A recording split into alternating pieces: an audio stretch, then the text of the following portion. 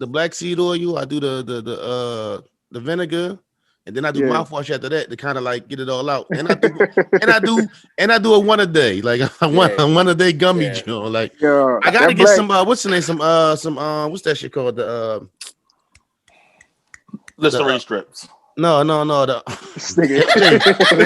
Hey, Jay, from now on, I don't want you guessing what I mean at all. When I say that, it's for everybody else in the group but you, yo.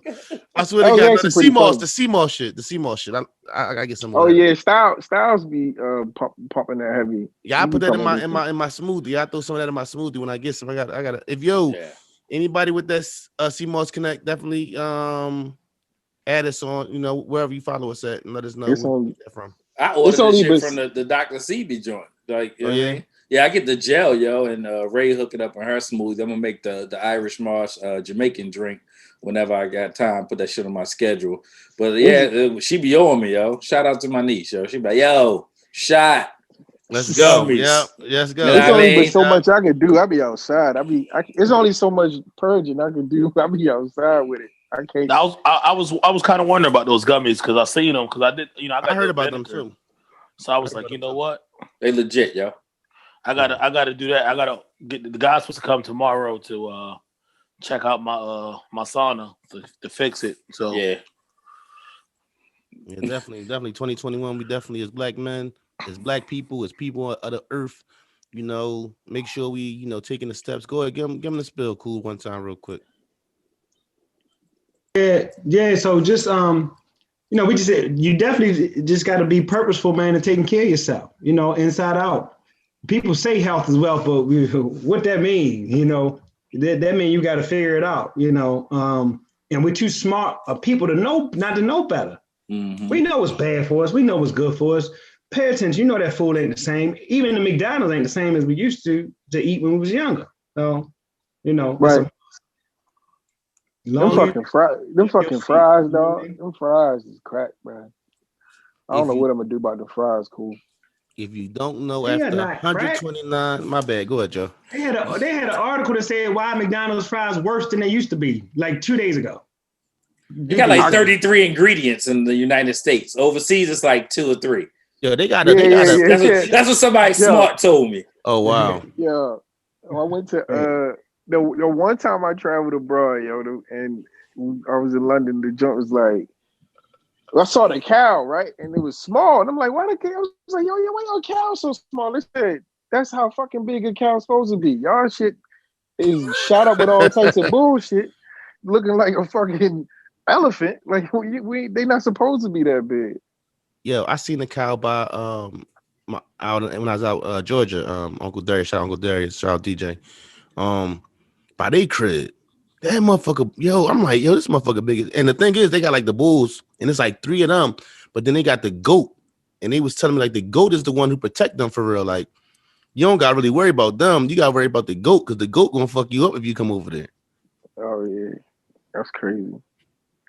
Yeah, but if you don't know, after 129 episodes, this is the Brothers Talking Shit podcast. And if you don't know, after 129 episodes, who I am, I'm the Flush Man, also known as your fat boy. I still call him Broadish every once in a while.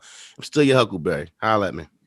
And I'm Rel, aka Iceberg Shorty, aka the King of Controversial Comments. I said what I said. I'm at where I'm at. Don't hit me unless you try and cut the check. And it's Monday, yo. Hold on, aka he the president. Man, that's it. We ain't going no further into it. He the president. Fuck out of here. Bust a move.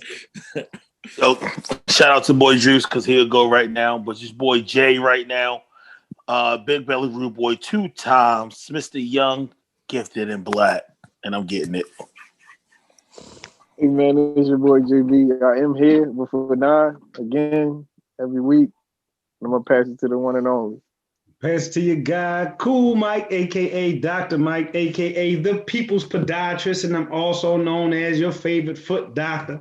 And we coming to you as a collective because we some earth shakers. We are. We some 40-acre takers. We definitely that. And we some generational curse breakers. No fucking doubt. We are the prophetic podcast because we be knowing. We be knowing. And we just some brothers talking some shh. With your Kool-Aid. Before we start, I want to shout out cousin DJ once again for Nothing Was Given. You know, he got the wear out there. My bad is acting up a little bit. Nothing Was Given. Go check that out on the gram. You know, go follow that. He doing some major things out in Memphis.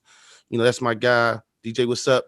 He tossed me this. He always throwing me something as far as the gear. So I want to shout him out. Also want to shout out fathers out there who going through them hardships, man, them headaches, you know, and you trying to be a part of your child life and it's get a little crazy, you know.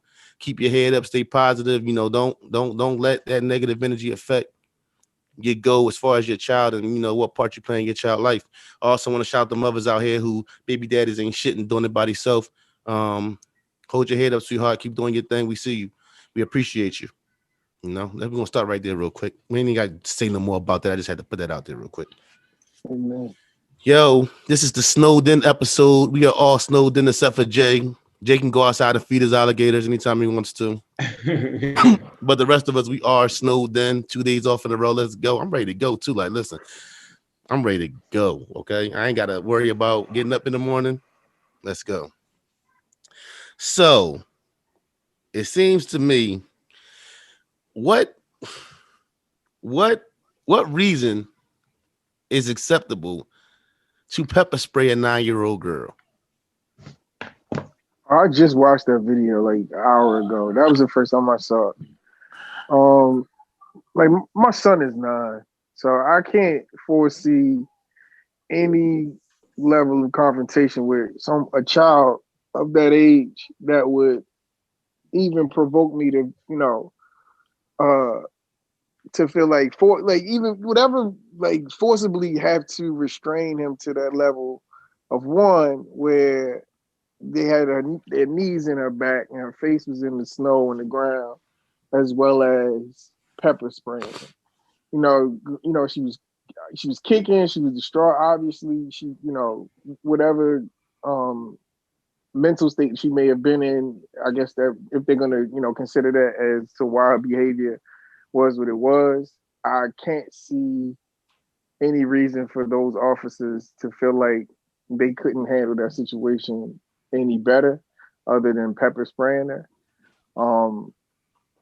I've been kicked by a 9-year-old. I've coached 9, 10-year-old little tough guys who might feel like they want to puff up on you. It's, you know, I don't get it, but ultimately, you know, black bodies are considered lesser than others. So I guess they felt like that was necessary to restrain her. I blame her parents or her mother. I blame the police.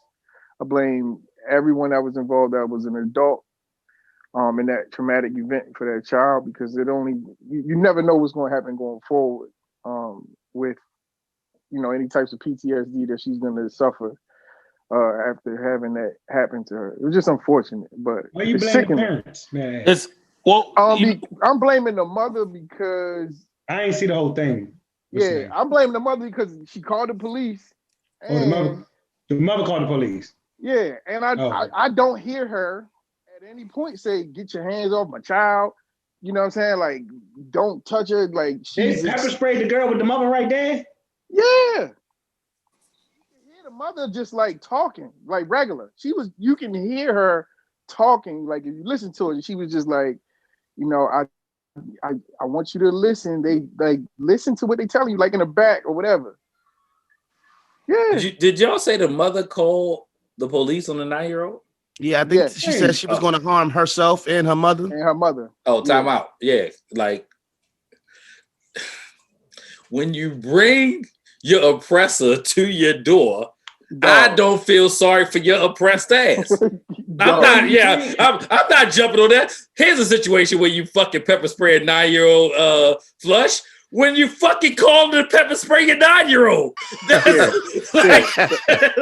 Bingo. Trigger alert. Trigger alert. Ain't no trigger alert. They ain't even put no warning over the video. Fuck them, man. It's the thing is, you know, you should, as African American men and women, we should, and you know, I know some of us do, teach our children how to interact with law enforcement as being African American men and women, right? So there's certain things you should do. Well, That part. So I'm piggybacking off of what JB said because I agree with what you're saying. Like somebody's to be blamed there as the parental role.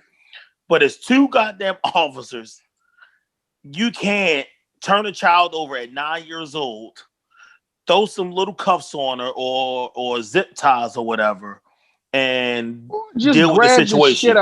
Like grab her ass. You're in snow. She's going to slip.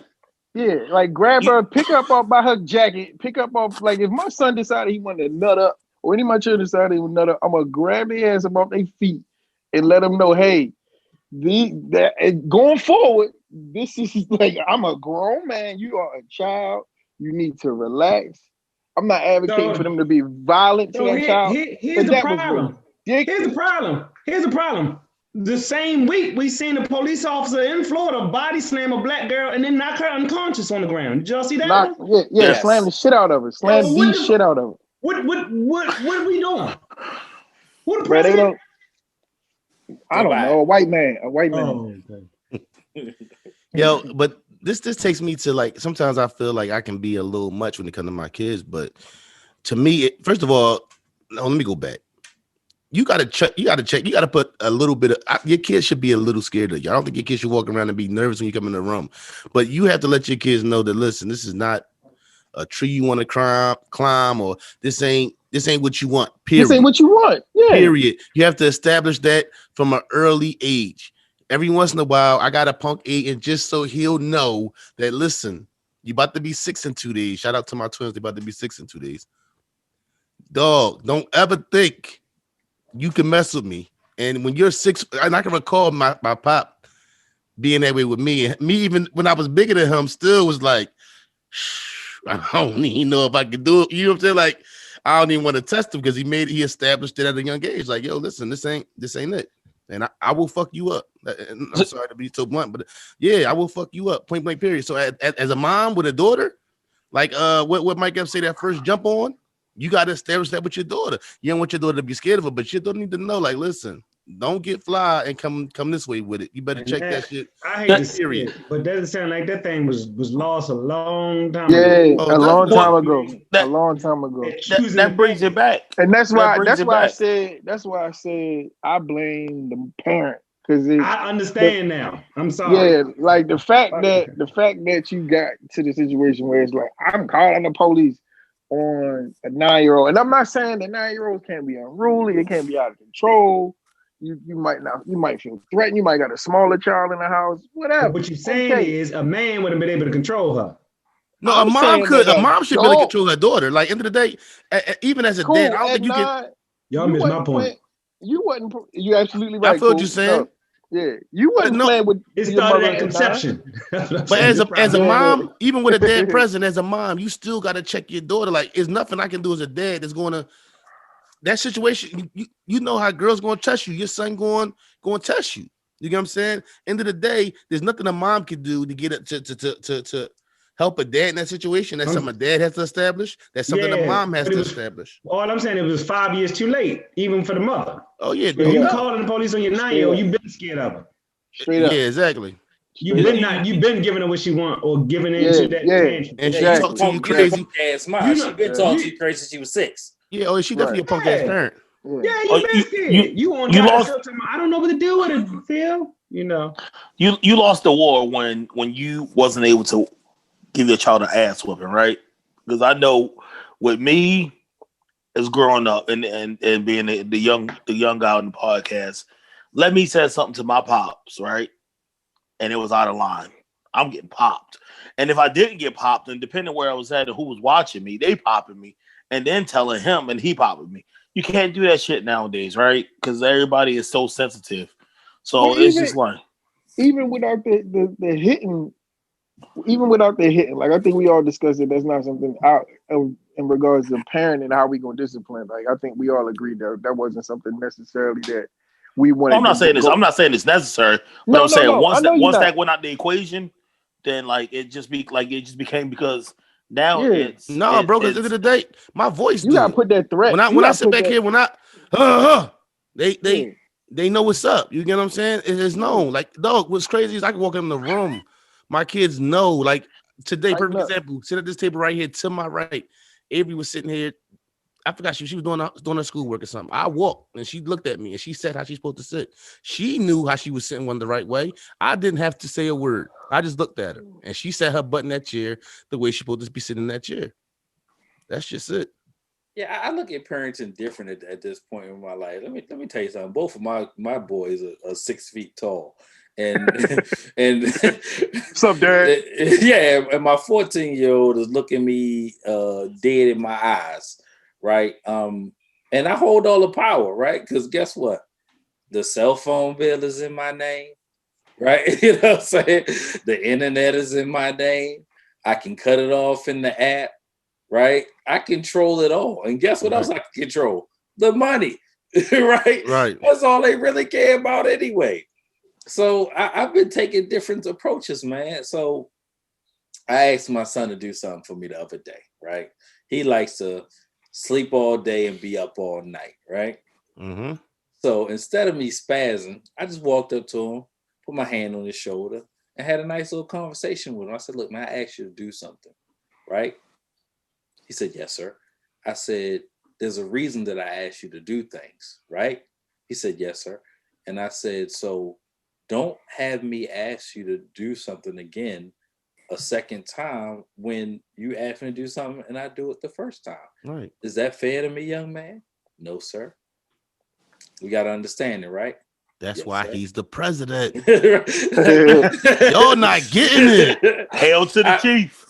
I don't want to emasculate my black men. There's enough of that going on in the world. So I just refuse to hit them. It just doesn't do anything. Yeah, it don't do shit. It don't do nothing but emasculate them. Yeah, exactly. It's a form of buck breaking. Right? Yeah, Like, it didn't. Right. It didn't work. It didn't really like how we, you know, how we play and say, oh, we turned out fine.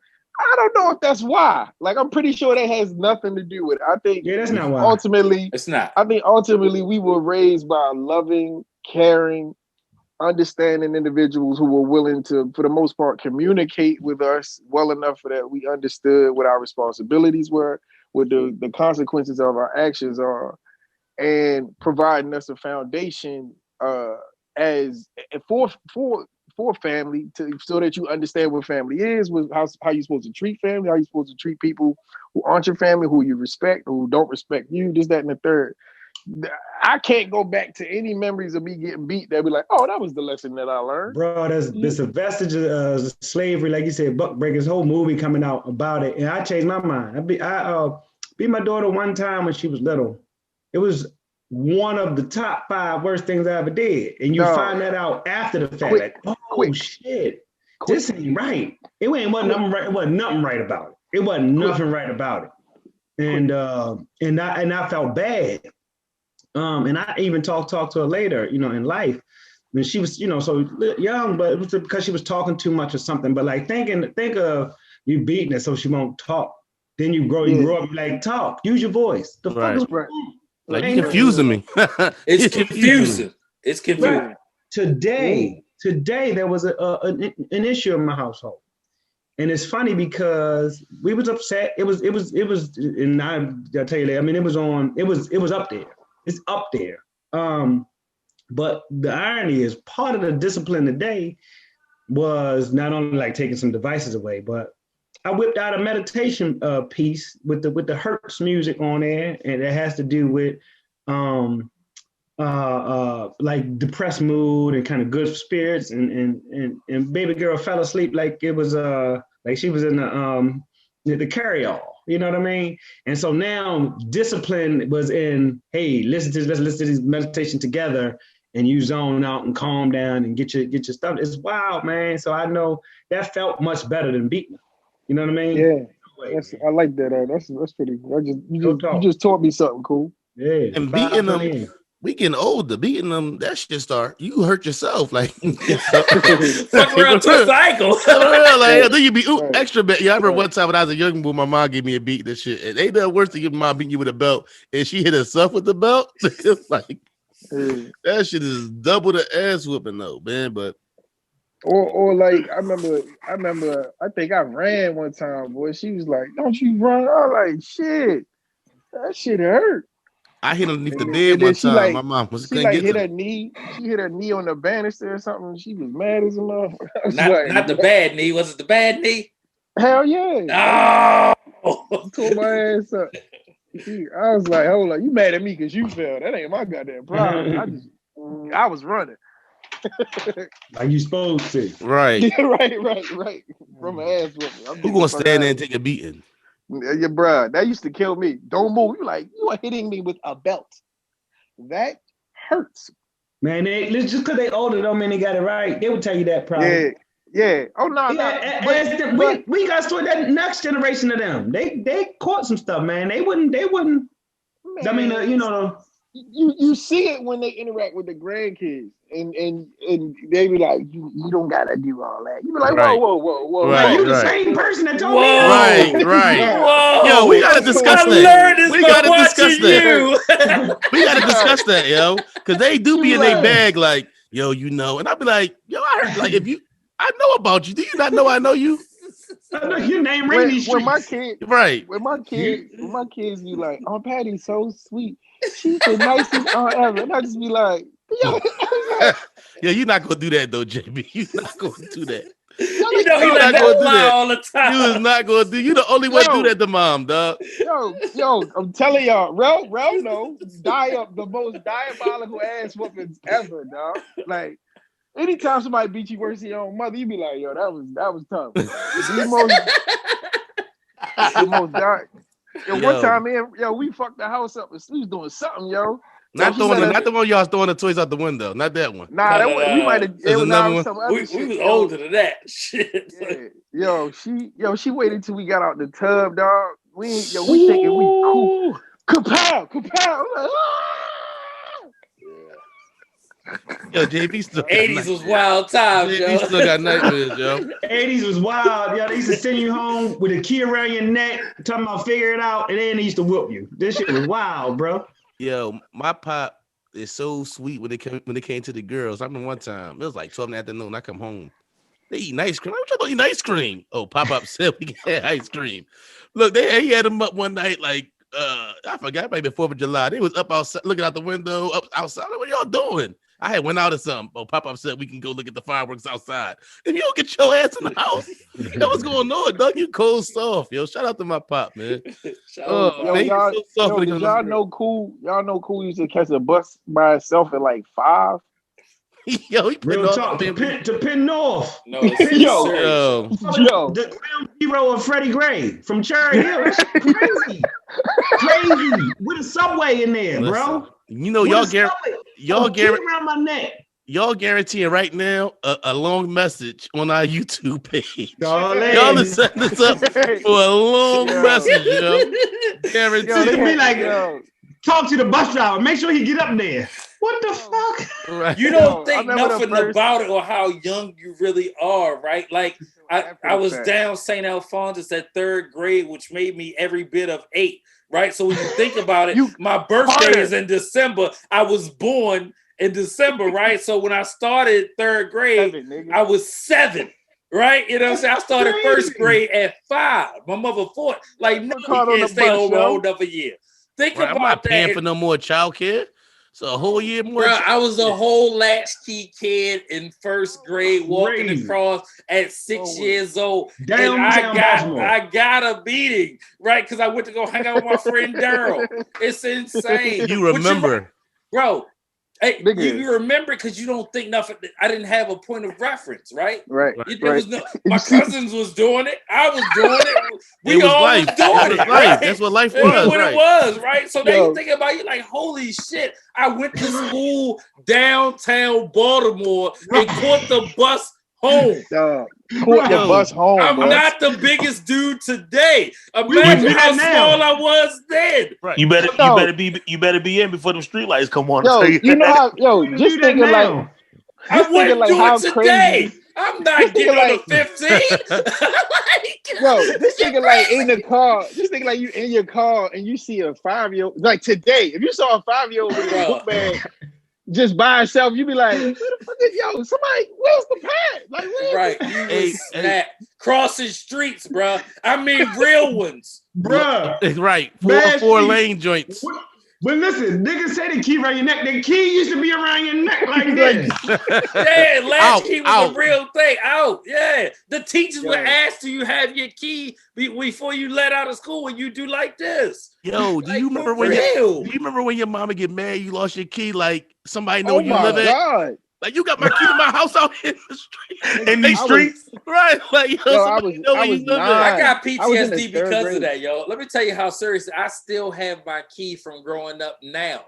I done been halfway across the world and back at least 6 times. I still have the same key. I refuse to lose that key. I have the key. I have the key from every house. Gangster. Since I left the house and been in the military, I have every key in my garage right now. Bro, every key. I'm gonna tell you the difference when we was young bucks. I'm scared to send my kids to the refrigerator to grab me a beer because I feel like a bad parent. Our parents to buy they cigarettes. Like, that shit right there can't be. No bullshit. Like God rest my grandmother. So I was, they knew me as that's Lolly's son, that's Lorraine's son. He just getting a pack of Newports and a Pepsi. Like, and that was normal. And that was normal. On Fulton Avenue, like just go to grandson, go over there and say, go give me some Newports and a Pepsi. I didn't realize that 21 was the drinking age growing up. You could go in a liquor store and get a fifth or whatever. I ain't care how old you were. Nobody carded me when I was younger. Let me get that wild. Let me get that Rose. Let me get that Mad Dog over there. Colt 45. Hey, y'all ever get off on the wrong stop? Yeah. I was with Tracy. Cool. I got off at the wrong stop, right? So my mother, she said, this is the first time she was testing me out on the bus. I'm like, I might have been in the fucking 4th grade. She's like, all right, come on, you catch the bus. And I'm like, nervous as hell. I'm like, all right. So, as a kid, when you ride in a car, you like, your point of reference is like, the McDonald's right here. Nigga, it's different on the bus, right? Yeah, but you thinking like the McDonald's right down the street. It's closer. Right. Yeah, so I'm like, that walk is a bitch. I'm like, bet I'm about to go to McDonald's, give me some French fries by myself in a different neighborhood. Like I'm going a whole different neighborhood. I get off. I'm like, shit, give me some French fries. I'm walking, and I'm like, damn, this shit kind of far. The house kind of far. I'm keeping my mother still at the bus stop waiting, like 6 buses probably done already passed. She's like, where the fuck is my son? Yeah. Don't make him come look for you. Bro, she see me walking, bro. She ran, and I'm thinking like, Ma, like she missed me. She missed me. She missed me. Don't make her come looking for you. You come looking for you. You know you get your ass. She said, where you get off at? I said, Ma, I got off at the stop by the McDonald's. She said, that ain't nowhere near the goddamn house. I got off in Terrell. I don't know if y'all remember. It's a McDonald's on York Road in Winston. I got off on that bitch. That shit was like a good 15 blocks from the house. Lost my bus pass. I had to walk home from Chicken Fin one day. I was pissed off. That bus pass loss is major. Oh yeah, when I lost my bus pass, I had to come home from Chicken Fin.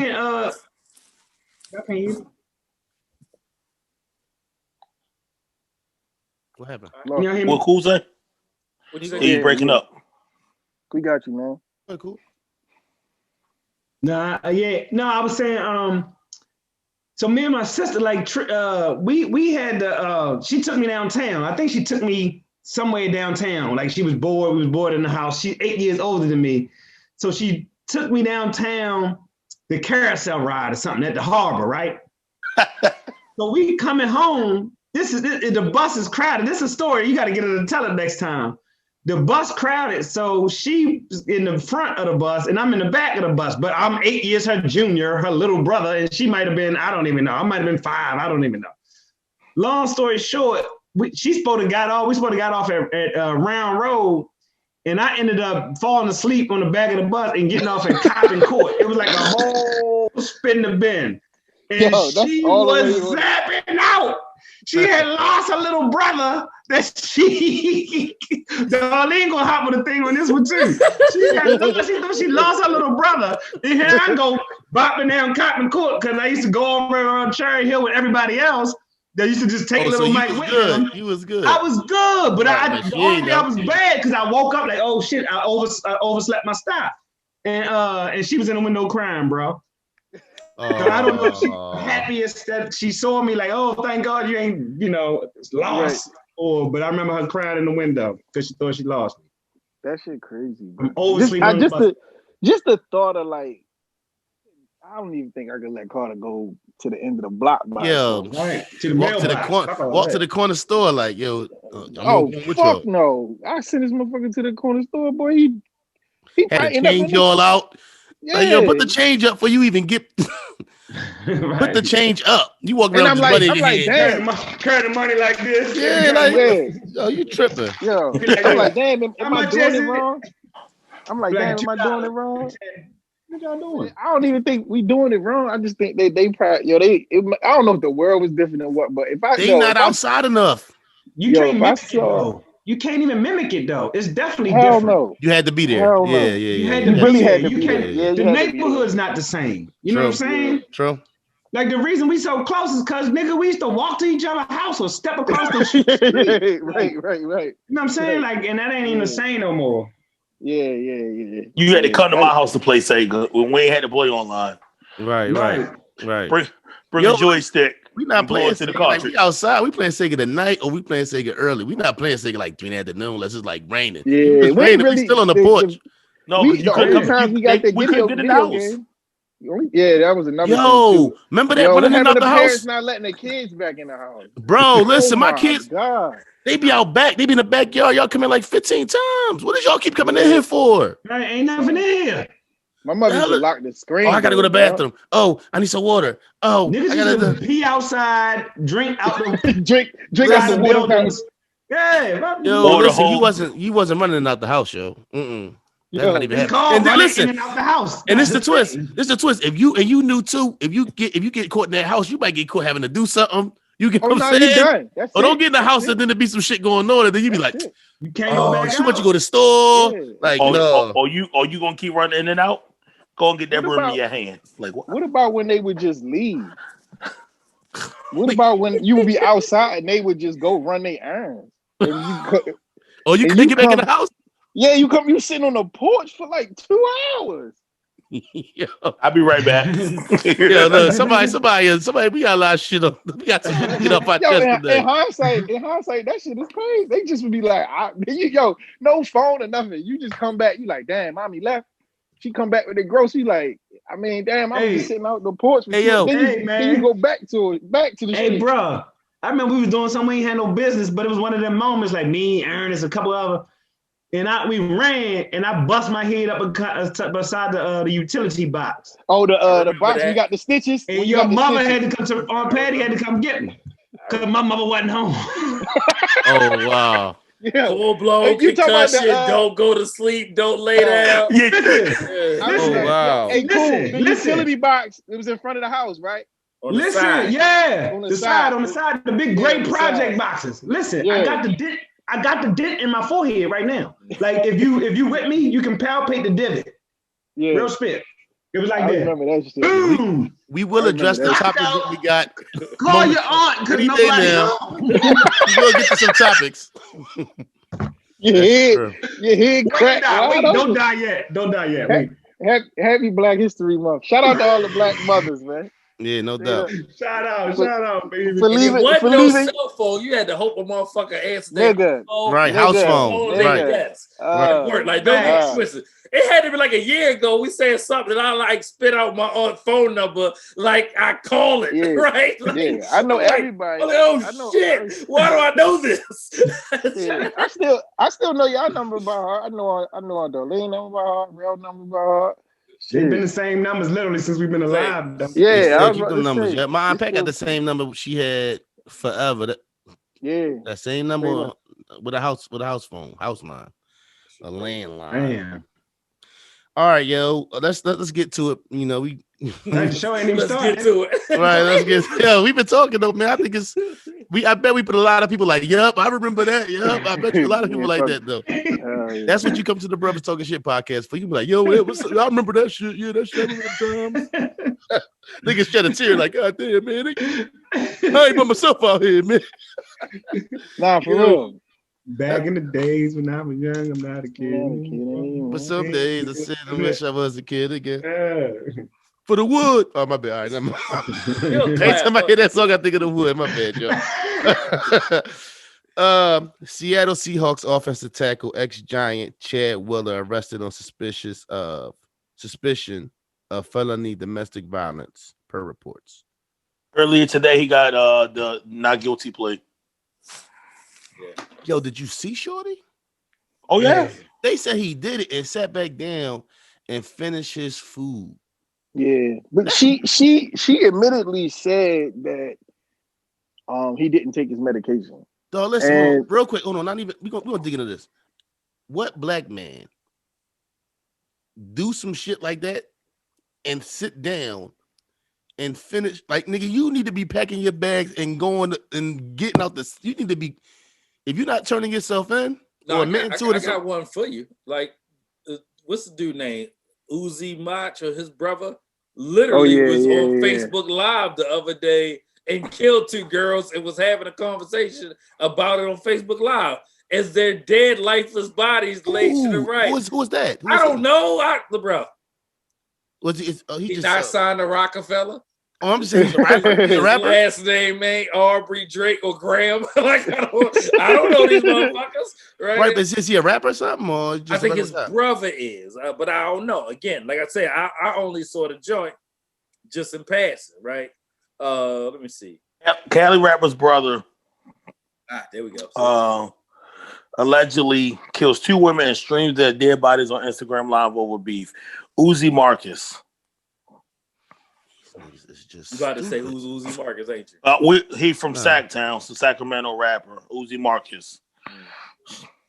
So why are you killing young ladies? That's not even that first. Let's address the fact that why would you kill these young ladies first? And if you would, oh my goodness, this whole everybody got to see shit. It's crazy. I need everybody to see this. Like, it ain't even no case. Yeah, brother allegedly killed 2. It ain't even no case, is it? You might as well plead guilty, bro. Ain't no way you getting up out of that. You in Cali, you get the row. So he killed 2 girls and they were sitting there dying, like they were at his house. No, they look like they already dead. Right, but they were at his house. Like they were. Yeah, they was. Yeah. Like you can see their dead, lifeless feet in the video. Yeah, he shows like the chest and everything. The fuck is wrong with these niggas? That was different. Trigger alert. But I'm just saying, like that's what's going on in the world. Not to change the subject. Let's get back to Chad. Right. Let's get back to Chad. I was just saying, for example. So yes, this happens, right? And it just happened. I don't know if that's necessarily a race, and I wasn't trying to make light of her being abused. But he did have a history of like mental instability, like going back to college, and I think he fell to where he was like undrafted. Besides the fact that he wasn't that talented at his position, but there are some. He has a history of mental health issues like bipolar disorder, and the woman, of sound mind and body, even though abuse victims are usually their PTSD kind of leans them towards being empathetic or sympathetic towards the abuser more often than not. And I'm not saying that what she said has any validity other than just quoting from what I read was that she said that he didn't take his medication. He hadn't been well over the last couple of days. And that's when the altercation happened. And, going for, what happened after that is pretty much, what led to the charges or what have you. So what is he facing? He's facing what? Attempted murder? Like, what is he facing? I think assault and battery. I don't think he got a murder charge. I don't think he got any murder charges. Wow. Like, that was... It's traumatic. Yeah. Extremely. It's traumatic. Definitely but people like that, I don't understand why. With football being what it is, if someone has a history of bipolar disorder, me personally, I feel like the last thing they should be doing is playing fucking offensive left tackle or tackle, because you are literally smashing your head every play. Like it's not even in between. Like it's every time you line up, you are smashing your head against someone else's every time. And as the NFL, I'm not saying they claiming they should be responsible for that, but if someone has like a history of like mental health issues, which is a part of your brain, I don't think they should be in the NFL. There's no, like, you think of what's the brother Belcher from Kansas City? Like, he had bipolar disorder. Played linebacker. He killed himself, right? Yeah, killed himself and his girlfriend. Yeah, in front of it was him. He killed his girlfriend at the apartment, then killed himself in front of Andy Reid and all that. Parking lot, yeah, right. Yeah. Oh, they was out there. They was talking to him. Yeah. Yeah. I don't think they went in a car with him, but they were like from a distance, like trying to get him not to, before he killed himself. But he had a history of bipolar prior to that, like prior to him getting in the NFL. And my thing is like, yo, just tell him no. Like, you know what I'm saying? Like, hey, bro, you can't play fucking linebacker and be bipolar. That doesn't make sense to me. Like, you getting your head smashed in and something already wrong. And we seen what happened. A good combination. We seen the remnants of the CTE, like with like Junior and Andre Waters and all the various other people who experienced those issues with the CTE, and they had violent, aggressive behavior. He shouldn't have been in the NFL. Like, that's not a privilege that you should, bestow somebody who has mental issues, in my opinion. I ain't blaming the NFL, but those dudes shouldn't be nowhere near the field. Yeah, hell yeah. That should be one of them things that should drop your draft stats. Like your draft. He didn't get drafted. They were saying I'm just talking about in general. Yeah.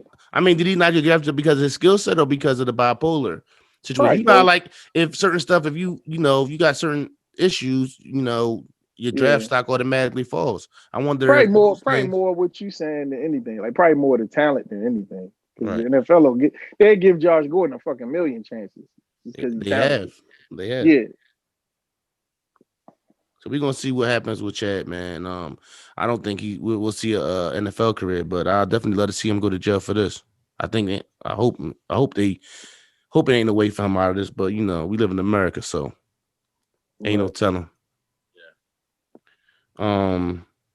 I meant to discuss this last week. We didn't get a chance to, but we were the Justice Department FBI debate not charging some of the Capitol rioters. Which seems crazy to me what are they picking and choosing who to do, or? Well, they trying to decide what was actually criminal behavior, because you entering that building is.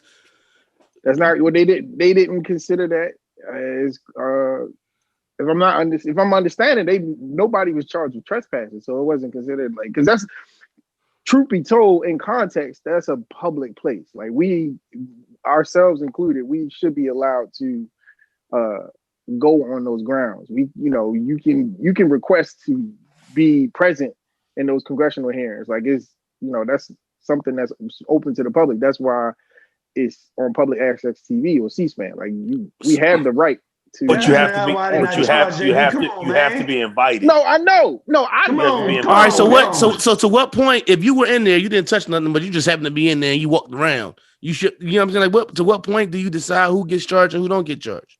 You enter the building. I'm answering. We all fucking know. I'm answering the question, like, because they white. You know what I'm saying? Like, I know what it's like to go into a building. I ain't got no damn business. The dude on that went viral on Instagram said him and his homeboys was suited up. They couldn't make it past the 4th steps of the same building before they was stopped by 4 black dudes some months ago. Right. Nobody care, man. Hey, cool. That's really what I was answering these questions. I didn't want to leave them hanging, but we know. Yeah, I know. But when I don't even need to be, that ain't even no get mad. That's like, right. That's true. That's what they do. So are we talking T.I. today and Tiny or no? I don't know nothing about it, man. I don't know enough about it. The thing, listen, I'm gonna say this, and I ain't gonna talk about the situation. The thing that stuck out to me when I heard this is just how judgmental T.I. comes across on a lot of subjects that be going on. How much he has to say about like it goes back to the Bill Cosby thing, you know, because that's not only was the actions of Bill Cosby that was what was fucked up, and that was pretty fucked up. But you got to think about the way he came across to people is judgmental as he seemed. I got a vibe as of late from T.I. of a judgmental type, you know, attitude with the young boys and what happened with Dirkman, Vine, and don't come here with that, and all King Vine and all that, and just how he got something to say. It was a couple instances throughout the year. It felt like it was like, yo, why don't T.I. shut the fuck up? Like it ain't for him to speak on. And it's like with all it, like your business is your business. You know what I'm saying? Whoever you deal with brings these things to light, and it's debatable how true it is or whatever. But if you got all that going on, you need to be shutting the fuck up when people got shit going on. You get what I'm saying? Like, that's just how I feel about it. You got too much to say with that shit lingering in the back, like with these bones in the closet you got. Bill Cosby was a fairly good analogy. Like, I don't want to, I guess, guilty before innocent thing. It seems like a lot of people, but I don't want to do that neither. Like, so even like one of those things we follow said, it's not no whole lot there, some old shit and some of them fabricated. But Bill Cosby was talking heavier and real, you know, a lot, especially at some point. Like, and it was judgy. It had come off judgy, especially amongst the hip hoppers. You know what I mean? And so, like you said, like if you got, nobody's perfect, bro. Yeah. Everybody got a secret or closet or something that they did. But like that's Rafael Palmeiro banging the table with Congress, like I didn't do no goddamn steroids and pointing his finger, and then you get caught with steroids. You're like, that's the dude that's tapping his foot for gay sex in the stall, but then you do like the pastor for the fucking White House. You're like, you know, so it's you know, yell loudest, I guess. I don't know what the hell you do. Yo, but we not here to discuss if it's true or not. I just feel like I don't give a fuck. If it's listen, with all that going on, you might need to shut the fuck up. That's what I'm saying.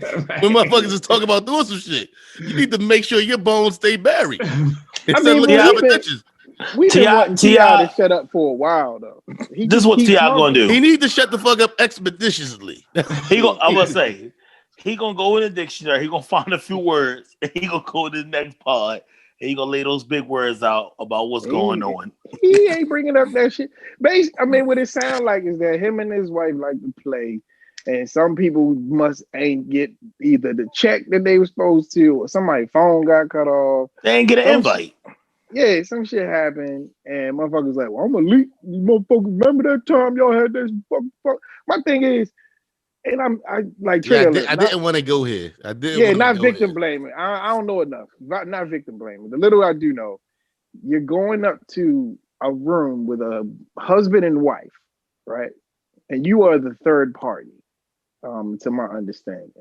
As the third party, the husband and wife say, "Hey, do you guys want it? You know, this is allegedly. Y'all want to kick it?" No, that's not what's being said though. Hold up, cousin, because what's being said is they throwing these parties, and when you come in a party. You got to take. This is what's being alleged. Yeah. You got to take this cocaine. You got to snort, or you got to take this pill before you even get in here. That's what you got to do to be here. This is what's being alleged. How far off was that? Because you talking about the girl individually, but now it's like you talking about the girl individually, but then it's being said that the girl. I'm saying you talking about the girl, right?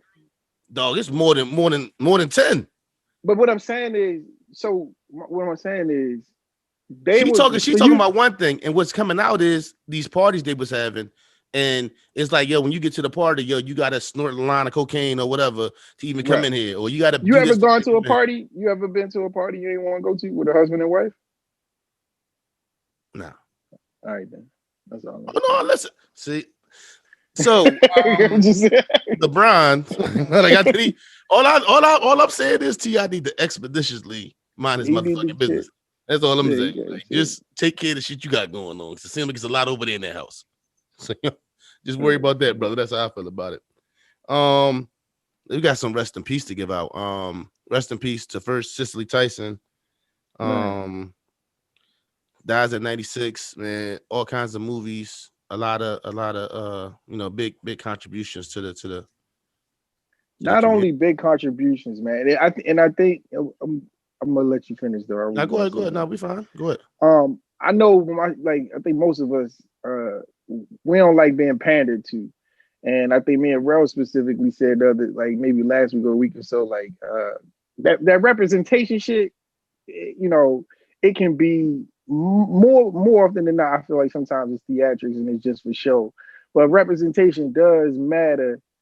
I think I guess me being a cynical, sometimes I was taken away from the fact that what it exactly means is you got somebody like Cicely Tyson who could have very well been, and I feel like to us in parallel to like I guess your Katharine Hepburns or your Betty White or whoever who had that longevity of a career, but she may not necessarily have had the star studded the big name movies and blockbuster movies that she probably should have. I mean, she's always been clear that she didn't want to sign up for a role that would pander or make her less of than as a Black woman to anyone on the screen for white folks. And I'm not sure if you were going to touch on John Chaney, but rest in peace to John Chaney as well. Yes. Representation as well, because like you think of like Temple University, right? That's if I'm not mistaken, a liberal arts school. I grew up thinking it was an HBCU, Black coach. Most of the time, all Black team, except for Pepe Sanchez from Argentina. You know what I'm saying? Which is a tight ass name. You're like, damn, that's a ball ass. That's Pepe Sanchez. That shit sound hard. But someone like John Chaney, man, and like we lost John Thompson too. That's representation. When you see it on that platform, and then they had this level of success that's sustained, and once they leave, you can't even retain any of it because they were such strong figures. They provided a foundation that kind of was too strong because no one has been able to fill those shoes since either of them left. God rest their souls.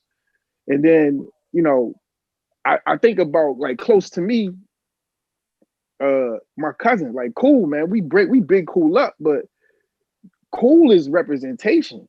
You know what I'm saying? Like to Black on some Black history shit. Like even if it's local Black history, Cool had a billboard in the hood. Dog, I know we brought this up before. Cool, like as a cousin, as a family member, when you young and you know what I'm saying, I had a representation of something to look up to, who was close to me, who was a peer, who was a family member. Right. And then like, you know what I'm saying? You see who he is today, the man that he is, you like, man, that shit worked out. You know what I mean? Like, and you knew what it took. You knew the focus that it took. You knew the sacrifices that it took, and you also knew where he came from. So, man, you like a sister like Cicely Tyson, man, 96 years old. The standard of grace, as an actress, like John Chaney, man, I challenge y'all to look up those records, the shit that he did, or the things that he did at Temple University, which is unheard of. Because that ain't a Black school.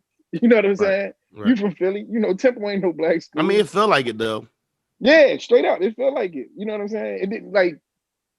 For us, when I think of it, like you the same way you say when I think of it, that's what I think of. I think of a Black school, and it's I mean, a lot of places is in the hood, but God damn, Temple is in the fucking hood. No, Temple.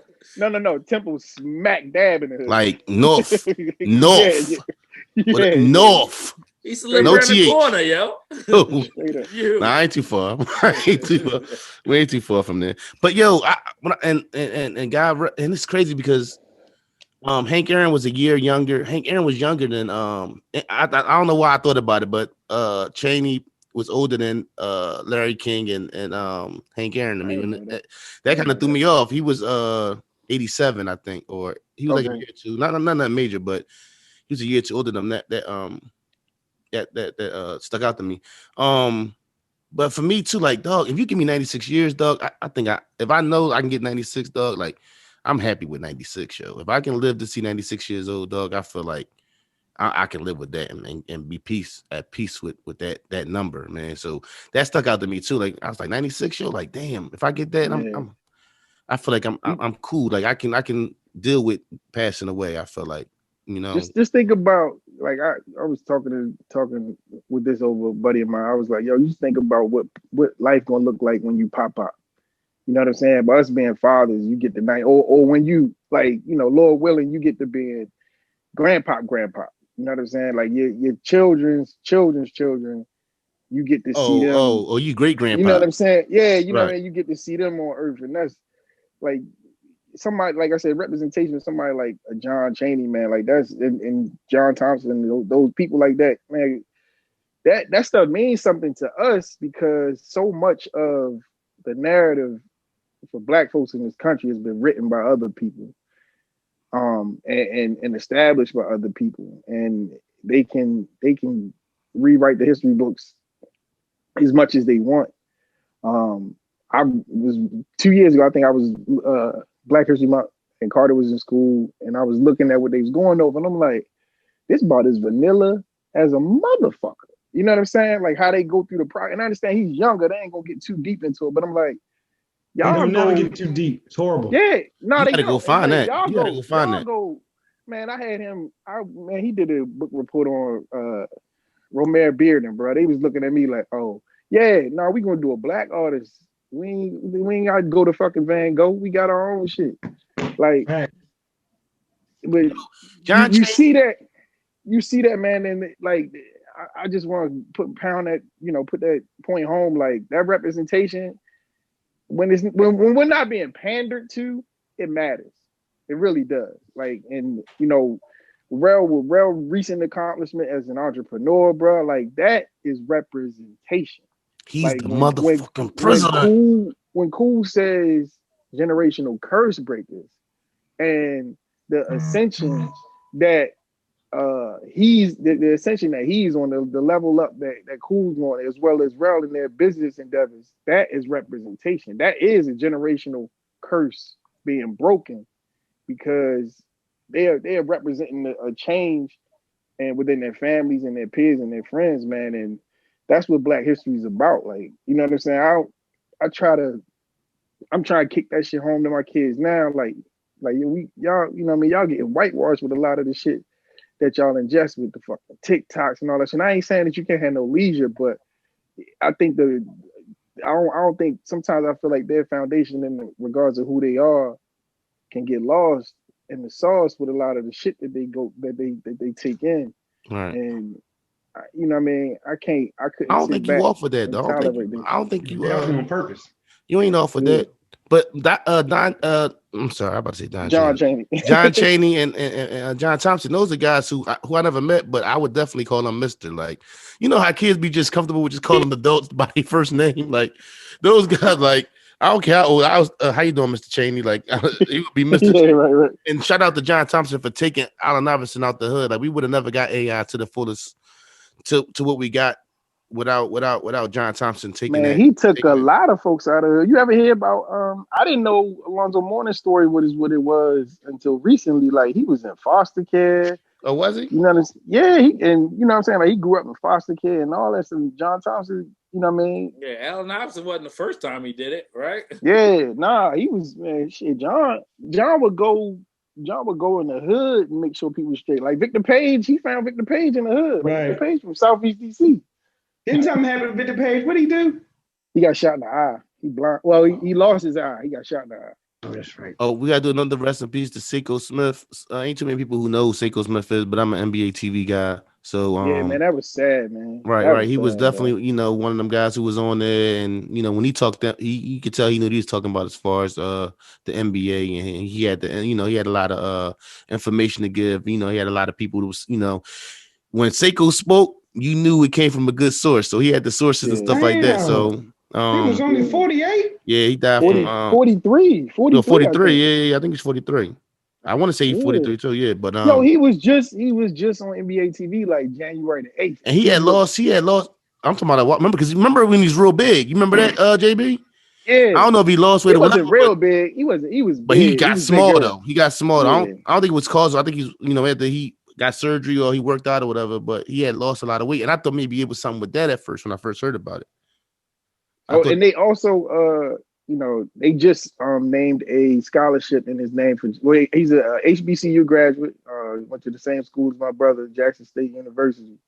And I think they just got a scholarship in his name. I'm not sure if they had it prior to him passing, but I know that they were putting that information like forthright with the information recently on his social media.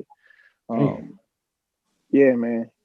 Well, we gotta give a shout out to Dustin Diamond. He passed away today at the age of 44 years old. Screech, dog. Yeah, you know. Shit crazy.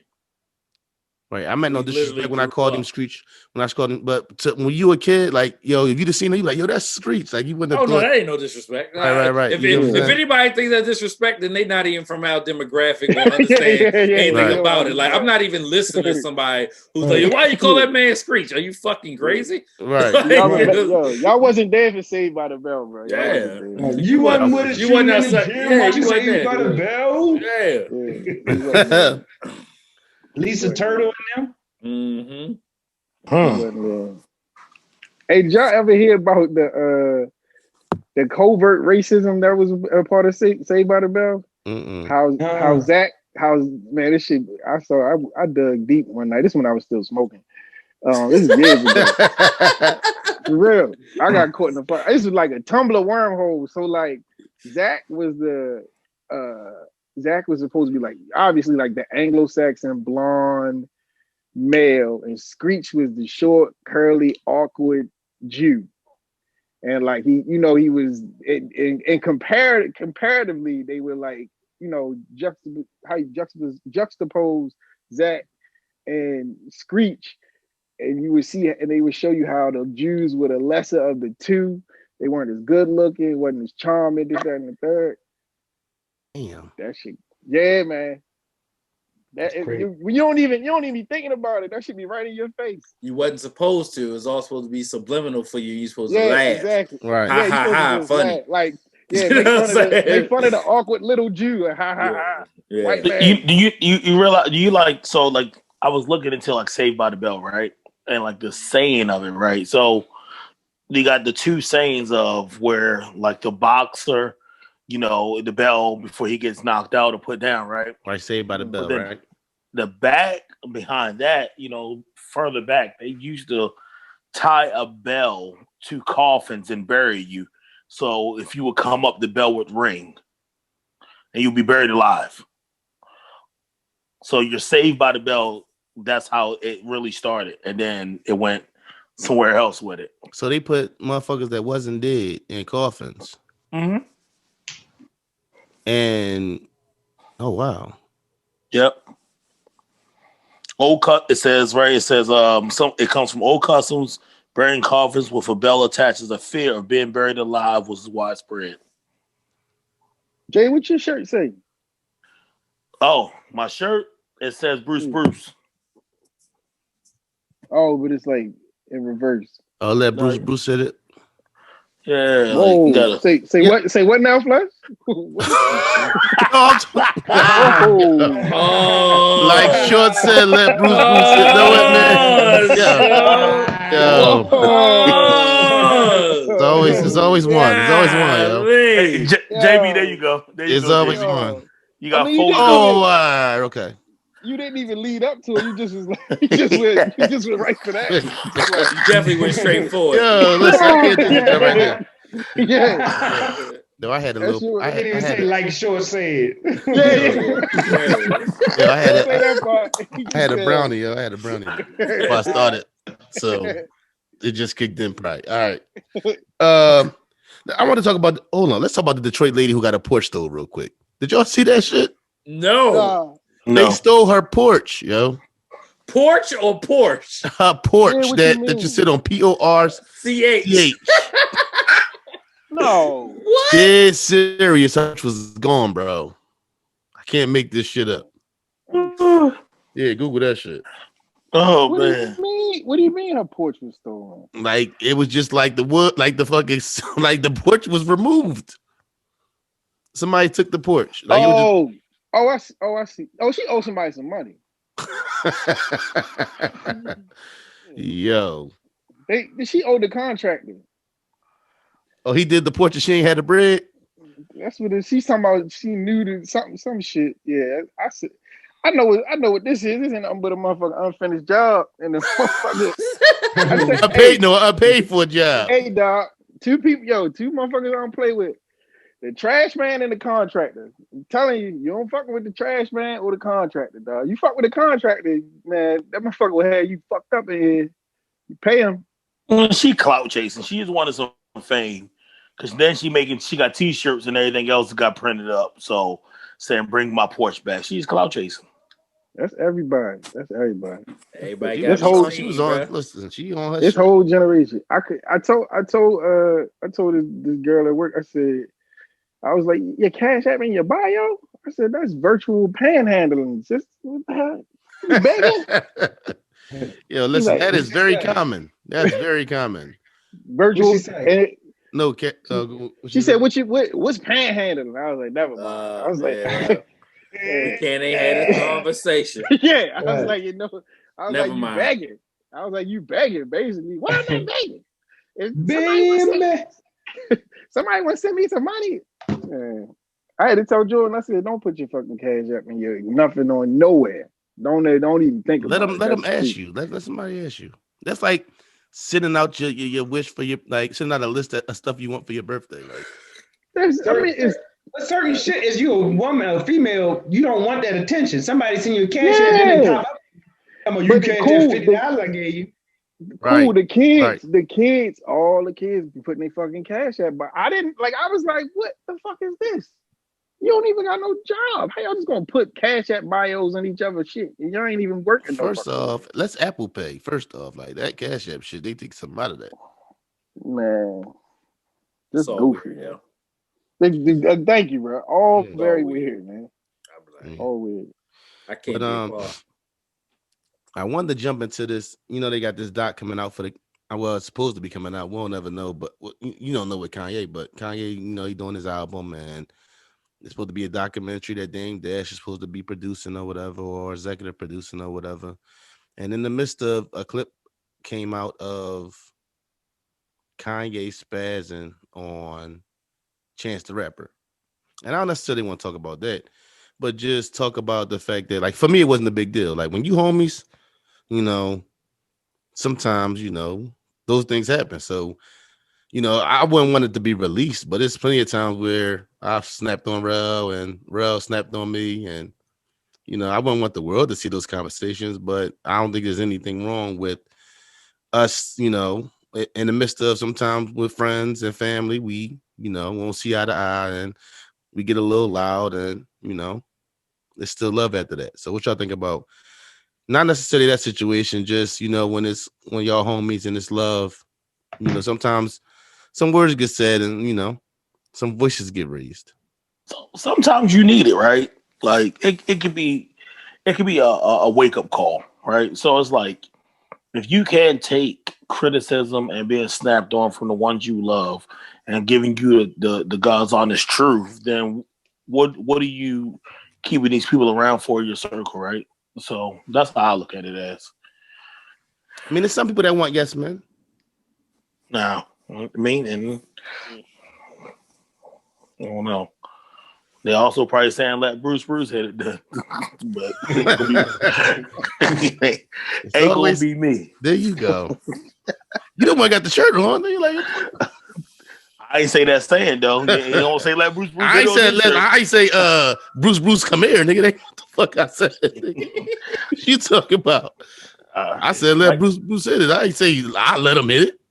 I'm not the one brought it up. Listen, you the one keep talking about this. Like, you listen, we talking about something totally different. We on a totally different topic. What are you doing right now? Y'all silly as shit. No, because Jay put a little work in there. You know, he got a couple people listening to shit. So he think. Hold up, but that brings us back to the point. Why you yelling at me right now? Why you? I'm not yelling. That's just how I talk. Why you snapping on me right now? Do you know how many times my boys get me in trouble, yo? Like, this shit always happens, especially in a relationship. This shit is like a fucking loss. Oh, you yelling? I'm not even yelling. This is just me. I'm just talking. I know you got your voice back. You know what I'm saying? After you got a new voice after COVID, so now you want to that was in October. What's really good with you right now? Like, your voice, really your voice good. changed. I'm on the. From October. I'm your JB for this week. Okay, that's fine. Let's go. Let's go. I didn't know we switched up. That's fine. I'm just saying, I ain't the only one think that your voice changed since October. Who else is talking about my voice, bro? I'm just saying. I've never heard anybody have a conversation about my voice. I'm just saying. You know what I'm saying? No, we all brought that shit up when you. That was a minute ago when I got my mic. It also lasted for like 2 months. With my new voice, I'm still here. It's changed. It's going now. They go in and out. Oh, okay. Well, listen. Let me. It's in and out.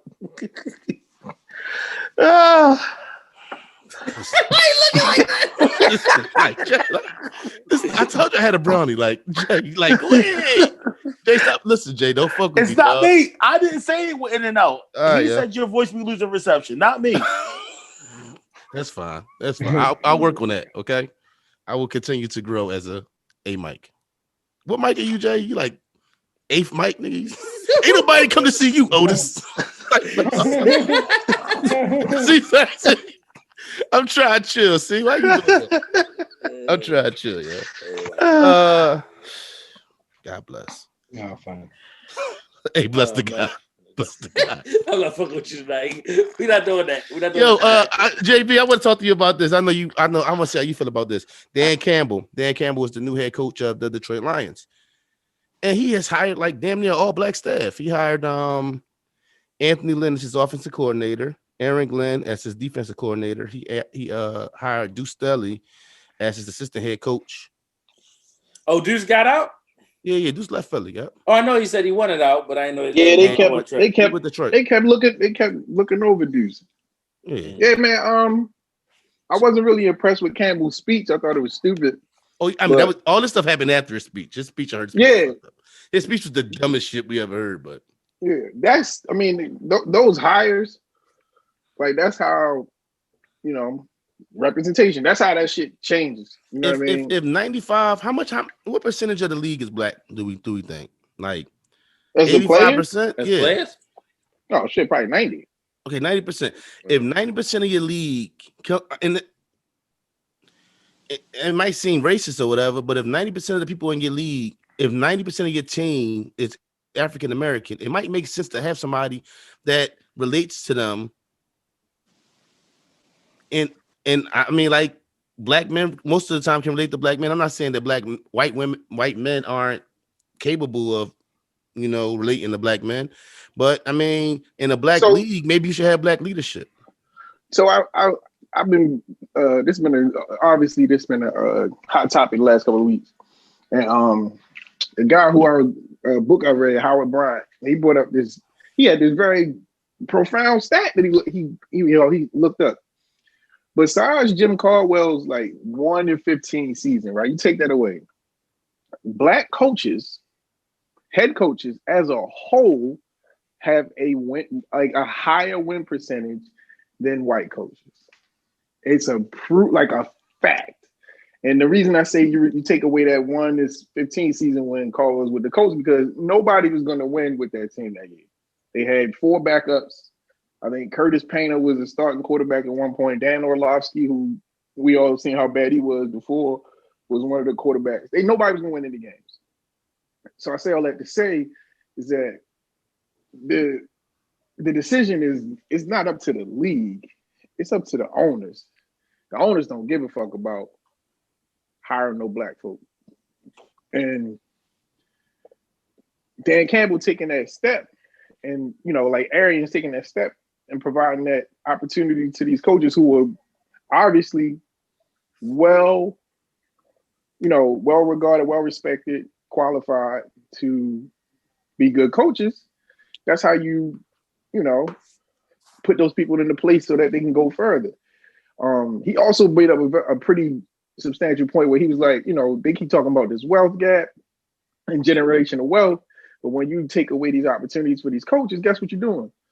You taking away the opportunity for them to provide for their family the same way a fucking John Gruden gets a 10-year contract in Oakland to be mediocre. All right. You know what I'm saying? Like this like shit like that shit matters it was cool to see it. I just wish that it wasn't always like a thing that we had to do. It should just be a given. But you think about, I didn't even know this, like Sean McVay, I'm thinking he like came up under the ranks. His grandfather was like the fucking general manager for the 49ers or some shit. Like, these motherfuckers, like, you be thinking that they just... is what you said. Oh, okay. Yeah. Okay. I was under the impression, that he was some hotshot kid, but I'm like, yeah, of course he would be really good at his job calling offensive plays if he grew up being groomed to be such. But guess what that is? That's just someone giving him an opportunity, right? But you giving him an opportunity off a fucking birthright. You know what I'm saying? Like, that ain't he. I'm not saying he didn't earn it. I'm not taking away anything from anybody who didn't earn it. But you can't say that these coaches, we want an offensive guy. These coaches can't coach offense.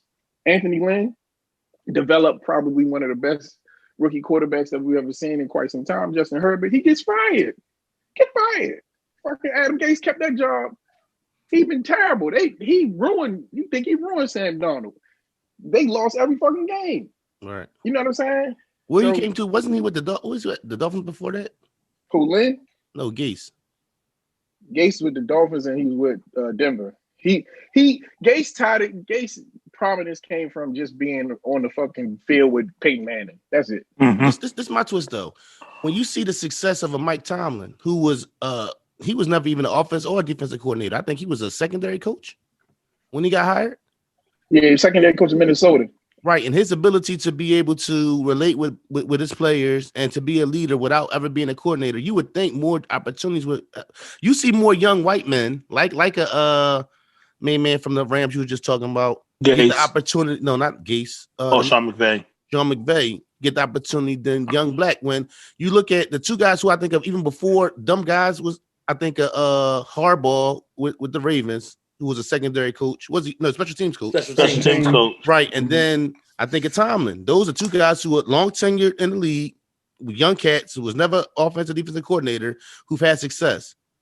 We've seen other young white men had opportunity. We haven't seen with Mike Tomlin's success in Pittsburgh those same opportunities for young black like a Deuce Staley to be a head coach. Well, Deuce 50 now. Deuce 50 there. Deuce 50 years old probably now. Look at Bruce Arians. Bruce Arians, his staff is African American, right? So you got Todd Bowles, he got Brian Leftwich, Keith Armstrong, Antoine Randall. So where Antoine Randall coaching? Yeah. Okay. He got that. He assistant offense. You got Larry Foote as your offensive outside linebackers. You know what I'm saying? So Larry Foote. Remember Larry Foote? Yeah, so they got he went out and personally chose these people when it was time for the Bucs to come and look where they're at now. I mean, have you seen Bruce Arians with his hat on? He looked like your brother a little bit. Like you see, they say the way he wears his hat. Yo, they say they everybody. They want to see his fucking his birth certificate because I ain't gonna lie to y'all. He light skin like a motherfucker. The first time I heard him talk, and I couldn't really, you see him this was years ago when he was with when he was in Arizona. I was like, oh, he black because he had the fucking Kango on. I never seen a white man in the Kango. Never in my life. I've never seen him in the Kango. Since either. He might have been the only white man ever to wear a Kango. Right. Kango and some sweats. And come in Tom Brady neck too. Like that's a brother. I never seen because he said something to somebody. He was like he was talking to this was years ago when he was in Arizona. He was like that's it, and he was talking to Tyrann Mathieu. He said, "Come on, baby, give me one of them, baby." And I was like, "He not black." Only a black man, older black man to call you baby. Come on, baby, come on. And you don't even get offended like. Why? He was telling him to get him an interception. He said, "Come on, baby, give me one of them, baby." And I was like, "Y'all telling me that's not a black man?" You could tell some of Bruce Arians' friends, them old guys in the club with them tight dicky pants on. The rest of they all got Kangos. Is Bruce Arians got like that? Got that Cajun in him or something? He like that? I bet it's white black. He got a sister. I bet you. He at least married to a black woman. No, it's his white. Oh yeah, he just she got know how to fry chicken. I bet you know how to fry chicken though. Nah, cool. It say he from Patterson, New Jersey. He ain't even I'm telling you, I thought That's he was the hood black, though. bro. Patterson, New Jersey. I think that's the Patterson hood. the hood, right? I think Yeah, so. Patterson is the hood. Yeah, Patterson the hood. I just said some real black racist shit, y'all. I'm sorry. I know, cool. I know. My bad. My bad. Cool. We sorry. It's Black History Month, man. God We can't damn. make no mistakes. Yeah, damn. We can't make no mistakes. Hey, at least I caught it though. At least I caught it myself. Jay, we don't even know what I said. Jay, what I say? He said, "I bet he got a black wife." No, that's not what I said. That was the racist part. He said he was married to a white lady, and I said, I bet you know how to fry chicken. Like I heard that part. That was the racist part of it. Not. I didn't think I was racist with the black white part, but the white women knowing how to fry chicken part seemed a little racist to me. You've been watching The Help. It's okay. Okay, so this man. Hey, bro, you might have to edit that part out, bro. You've been watching The Help, like. Who's watched The Help more than one time? Like I watched it. Not me. I watched that shit one time. You know what I never watched twice? I never watched. What's the movie when main man threw the babies out the window? Oh man, for Color Girls Only. That I never watched Precious again. Like I watched Precious one time. I never watched Precious one again. time too. Never watched Precious. I saw 12 Years a Slave one time, but I'll never watch that shit one time. I've seen it like 10 times. I'm not anti 12 years. Hold up, I just watched Annabelle. I never watched What's the drink with old girl in it? The dance. It's a good movie, but I can't watch it again. You talking about the one with Janelle Monáe? Yeah, one time. That's it. I can't. Bro, when he beat Lupita, bro, I couldn't watch that shit. I said, yo, I can't watch this shit ever again. Are you talking about Magneto? Hell yeah. What's his name? Fassbender. Michael Fassbender. Yeah, Michael Fassbender, yeah. I had some. Yo, I want to talk to y'all about something else real quick. If y'all remember, like 2 weeks ago, Shaq said something to Donovan Mitchell, basically about, you know how Shaq do. Shaq always got some shit to say that makes it seem like it's some deeper, darker. Like Shaq said, "Oh yeah, me and Kobe, we just playing," or I would just say this stuff to Kobe just to. So he basically said something to the extent of, "I said you need to step it up." Basically, to motivate him is what Shaq's trying to say. So it's not even about necessarily that. We hear a lot about guys that was in the league, that's been in the league, and when they say things about current players, how do we feel about players that were in the league and know what it's like to be a player, speaking on these guys now? If we just speaking about Shaq, he be sounding like a fucking hater. Right. Because he almost hate for that shit. That ain't constructive criticism. Because you trying to be funny. I guess he feel like, my thing with that shit is like, there was so much going around Shaq not being ready or focused throughout his whole career. Right. Like, as dominant as he was, like, keep in mind, Shaq was the most dominant big man I've ever seen. Like, in my lifetime. Like, them first 3 years in LA, when he was averaging like damn near 45, 12, and 10, you know what I'm saying? Like, we never gonna see no shit like that. Right. But keep in mind, he was out of shape. Like, Kobe was on his ass every season. That was the beef. Yeah. Yeah, right. like, yo, you can't. Well, that was Kobe's beef anyway. Right. Yeah, like, yo, we trying to win. You trying to play yourself into shape every year, but you missing 10 games, 12 games because you hurt. You know what I'm saying? I gotta carry the squad, and you basically play. Like Shaq was on that shit. Like, yo, I'm gonna play once it's time to get close to the playoffs, and the weight will be gone. Like, and my thing is, for you to come at Donovan Mitchell, who busting his ass. You know, I mean, obviously he's been playing. You know, he hasn't been hurt for a long, for extended amount of time. Like, this boy young. Bro, they won 10 fucking straight games. Yeah, like they the hottest team in the NBA right now. Right. Like, you coming at him talking about he need him to turn it up. Man, come on, Shaq. My thing, and he be pocket watching. Like, because he stayed pocket watching more. He definitely pocket watch. Yeah, the $170 million for that. Oh, that's bullshit. That Shaq. Yo, you out the league, dog. Like, let that man eat. Yeah, he pocket watch you like a motherfucker. All right, so if it wasn't an ex-player, would we look at it differently? If it's a Stephen A. Smith or it's anybody on TV, is it different? Like, because let's say somebody else who wasn't necessarily Shaq, but they didn't play in the league. You know what I'm saying? Like, I feel like a little bit. these players is really like, I remember Shaq going through those things. I remember it being things being said about Shaq. I do believe what you've achieved in the league kind of gives you can say some shit if you was a Bull. When you Kendrick Perkins, it'd be like, but if Barkley or Shaq say something, I kind of respect them more because of their time in the league and what they've accomplished in their career. I do believe in overstepping too. But I mean, I feel like a lot of times with Shaq, y'all was giving Shaq a pass for a lot of them. Like, it felt like a lot of stuff Shaq was getting passes for, and it'd be like, really?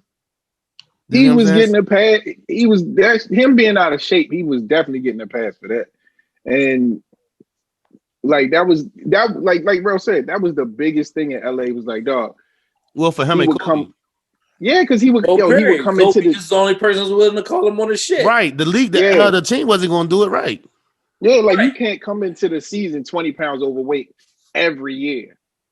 Like that was the shit with Melo. Was like Melo would come into the season, he 15, 12, 18 pounds overweight.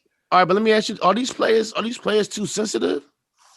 No, they not like who said they not for that shit.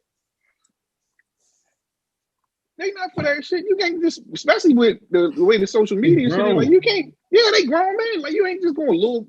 You ain't gonna little. What the motherfucker said? I'll never let a nigga little bow wow me. That was Jeezy. Bro, but Shaq in his prime step on the court with them in their prime. Ain't nothing no fucking. That's totally different. We not comparing. Now we not comparing Shaq. Like nobody compares Shaq. Yeah, that don't give you the right. All right, so that's what I'm saying. Okay. That Donovan Mitchell take wasn't even funny. It wasn't like it's stingy. It was like awkward. You know what I'm saying? It was cringy. He was like, okay, like. The way he responded. Like that's why motherfuckers don't want to talk to the media, yo. Like why? You know what I'm saying? Like I'm out here busting my ass. COVID is still a fucking thing. I've never played in a fucking arena without people since goddamn I was 6 years old. Right? Like all this shit is insane, and you don't have nothing else better to say but some cringy shit, right? So now it feel like you doing it for motherfucking clicks, and that's what it feel like, right? That's why it's I weird. fuck with Iverson and Kobe. Like that's why I fuck with Iverson, and even when Kobe was still alive, like how they would show love to they were showing love to them. You know what I'm saying? It wasn't every soundbite that they went to Kobe or Iverson. It wasn't like, oh man, such and such, he gotta do it like me. They asked Iverson the question about Ja Morant. He ain't saying, "Oh, Ja need to work on this, work on that." He's a dog. I fuck know with what you right do because Shaq do always be like, Dwight Howard, you being this size, you should at least be averaging this, that, and the third. But I feel like y'all made him like that though. He feel like he can say that because that's the same time y'all let him be on. He gonna learn that shit ain't. He'll learn.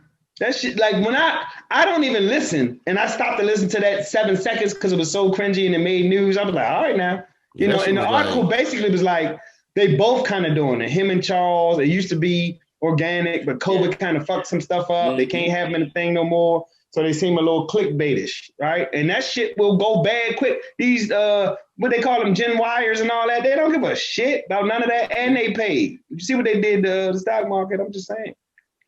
Bro, another one of my superpowers, I can smell desperation, yo. Like it smells desperate, yo. I tell you, I said I sleep very well at night. I don't have no worry, but I smell desperation on a motherfucker like it's goddamn decaying corpse, bro.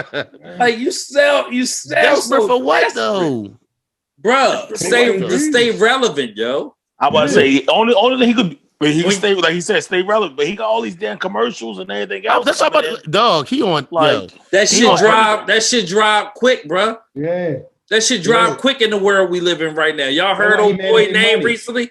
Y'all heard anybody talking about Color Head Boy? Oh no. No. Well, they got it's crazy. It drop quick. They got the Showtime. They got the Showtime drink about to come out. They got the Showtime drink about to come out. I just seen it. Like I had came. I'm like. Yeah, desperate. I'm glad they got him up out of there. Desperate. When ain't nobody listening, ain't nobody. There's still some hope for this generation because if he'd took off, I'd have been like, I'm cool. He did. He just got to make sure he make the right moves. He could be set for life. Don't get it fucked up. Is he on like the on the reggaeton shit, or he just done? Mm. I don't care. Yeah, I was saying, ain't nobody listening to him in this group. I wasn't never listening to him I never listened to him before he went to jail. Listen, the only song I ever can even say I heard him on was the song. It was like a 50 Cent joint, and he was on it, and Uncle Murder was on it. I heard. I don't know which one it was. I you know, the Rainbow Brothers, Starburst, Skittlehead. Who we talking about? Snitch Boy. 6ix9ine. Yeah. Cool. Like what the joint? Which snitch? Which snitch? I think Snitch 9, baby. I missed it. I think I think my daughter was playing that joint one time. I was like, this is kind of crank. That shit was like, hit the blicky up, that blicky up. I was like, no, that shit was garbage. That shit was straight garbage. In the moment, y'all see the new play? No, it's a new play. They was doing a TikTok. No, for real. The nigga got blood. He tied his rag like in the front, like a bow tie, like that. Oh, they going after it. Called Whoopty. I thought it was the other nigga, Fabio Foreign or whoever these dudes is. Oh yeah, it's too many little niggas to keep up with, man. Fabio Foreign definitely a plan. Smurda getting out this one, ain't he? Hey, Smurda getting out this what? Yeah, busy. Yo, it felt November. Listen, yo, no, they pushed it up. It felt so weird watching him talk to fucking Funk Flex. Like, Funk Flex, you was too old to be in these young boys' face. Like, Funk Flex, you 50 years old. This boy like 20. Like, you old enough to be his dad. He was talking to man who just got out. Roddy Rebel. Yeah. But they was talking, but it just felt like Funk. Come on, Funk Flex, you old as shit, dog. Like, sit down. No, for real, like Funk Flex, like my uncle is. Like he be my uncle. Flex ain't sitting down no time. Yeah. Man, he's got the he say what? Yeah, like IG or some shit. Y'all ain't see that? Nigga, if you don't go sit down, nigga. Tomorrow you my album about to come. Nigga, ain't nobody check for you since 90 minutes of funk, nigga. You don't get the him and K Slade trying to stay in the game. That's another nigga. That's another nigga old like a this nigga. K Slade look like somebody's uncle. Yo, what's up with my man talking about he pushing the album back because he tore his knee up, dog? Who, Drake? Come on, son. What happened to his knee? Drake waiting for the world to open up. His ass got liposuction. He ain't trying to fuck it. He don't. That motherfucker got facelift. Yo, your man saying his name again. Charlamagne talking about. That's a weird nigga, dog. That's a weird nigga. Charlamagne. Trying to stay relevant. He talking about some. Drake put Lil Baby on. I think Drake might need that favor back and get that Lil Baby feature. Like, he might need that Lil Baby feature for his album. Niggas funny as shit. Niggas funny as shit. Like I said the other day, dog. Like, yo, I don't even watch no more. Just say you don't like him. My thing is like, just say you don't like him. He already said we already know you don't like him. You hate. He just don't say nothing then, because that's hate past a certain point. Yeah, like past a certain point, that's just hate. And if you got that hate in your heart, just address that, man. Like, go to counseling. Oh, how do you walk around like hate a motherfucker? Like, I ain't got the energy to hate you. But I know with Drake, I know that shit probably sickening because when he bump into them niggas and then they be like, what's up, baby? That shit gotta be weird. No, like, don't do that to me. Nah, don't do that to me. But you know a nigga like Charlamagne, that energy ain't gonna be kept when he bump into him at the fucking Grammys or whatever. Like, you know what I mean? It mix crowds and shit like that. You know they gonna bump into him and he probably, nigga, I was just bullshit. But you see how him and Joe go back and forth and it'd be like, then they be together. It'd be like, yo, what the fuck is going on? That should be just weird. But they really cool in real life. Joe and Charlamagne cool in real life. Yeah, but he was hating on him like he was like the way he was hating on Joe when he first started Spotify. That shit was crazy. Oh, when Joe called him an employee. Yeah. Yo, so the game says that he's one. This is a nigga Clout Chickens. He said there's no one from Compton who can out rap him. That's what the game says. Sleepy mode. He just make stuff up. Yeah, like for real. What is he talking about? I would only say there's only one person from Compton can out rap him. I would say one person. He's not far off. Like, that's not far off. Hold on, where Ice Cube from? He from Lamert Park.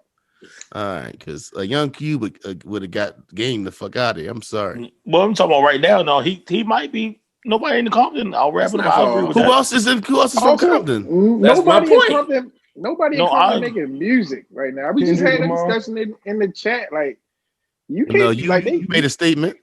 What you say? I said you can't. Like they can't even have yo up against like Drake. Like Who it is ain't yo? even the same. You talking about Kendrick? Kendrick. Yeah, I fuck with Kendrick. Like I love Kendrick. I'm a fan. You know what though? I can't hold you. Like if I was to be famous, I would want like the kind of life that he has. Whereas though, like how many kids Kendrick got? What his wife look like? Same like Pharrell. I didn't know Pharrell had 4 kids, dog. I don't know. Like I would want a career that you could just kind of come do what you do and then go back into your, No, I'm cool. I'm cool with that. I'm talking about like when amongst the narrative is that he's this amazing rapper. He's the greatest rapper. One of the greatest rappers of all time. And comparatively, his peer is Drake, and they always compare him and Drake, and I'm like, you can't really compare because the nigga Drake just be dropping shit and the shit be flames, and you just keep it moving. So when we talk about someone's greatness, does that play a part in your in the conversation for you? The amount of time it takes for them to drop? Yes. That's what made Jay-Z. Andre 3000 is the name that you would probably put in higher, and he's dropped one album? No, he's one of the greatest by himself, rappers, right? He's one of the greatest rappers, right? But I'm not putting him up there with like Jay-Z and nobody like that. No, not as a solo artist. He ain't did enough because his features. No. Okay, I mean it's interesting. You gotta make you know what I'm saying? You gotta make like the reason Jay-Z is what Jay-Z is. Okay, so because he when you Notorious B.I.G., how you looking at Notorious B.I.G. then? We only talking about 2 albums. So he's probably my favorite rapper. You know what I'm saying? But I can't put him up there with Hov. It's 2 albums. It's not enough. Interesting. Yeah, I mean, it's only three artists right now that's relevant coming from Compton: Game, Kendrick, YG. It was like 4 minutes ago. How long ago was that? I'm just saying. I'm just coming back. Jay, good job, good job, Jay. If I don't tell you enough, man. I'm not paying attention to pull up, man.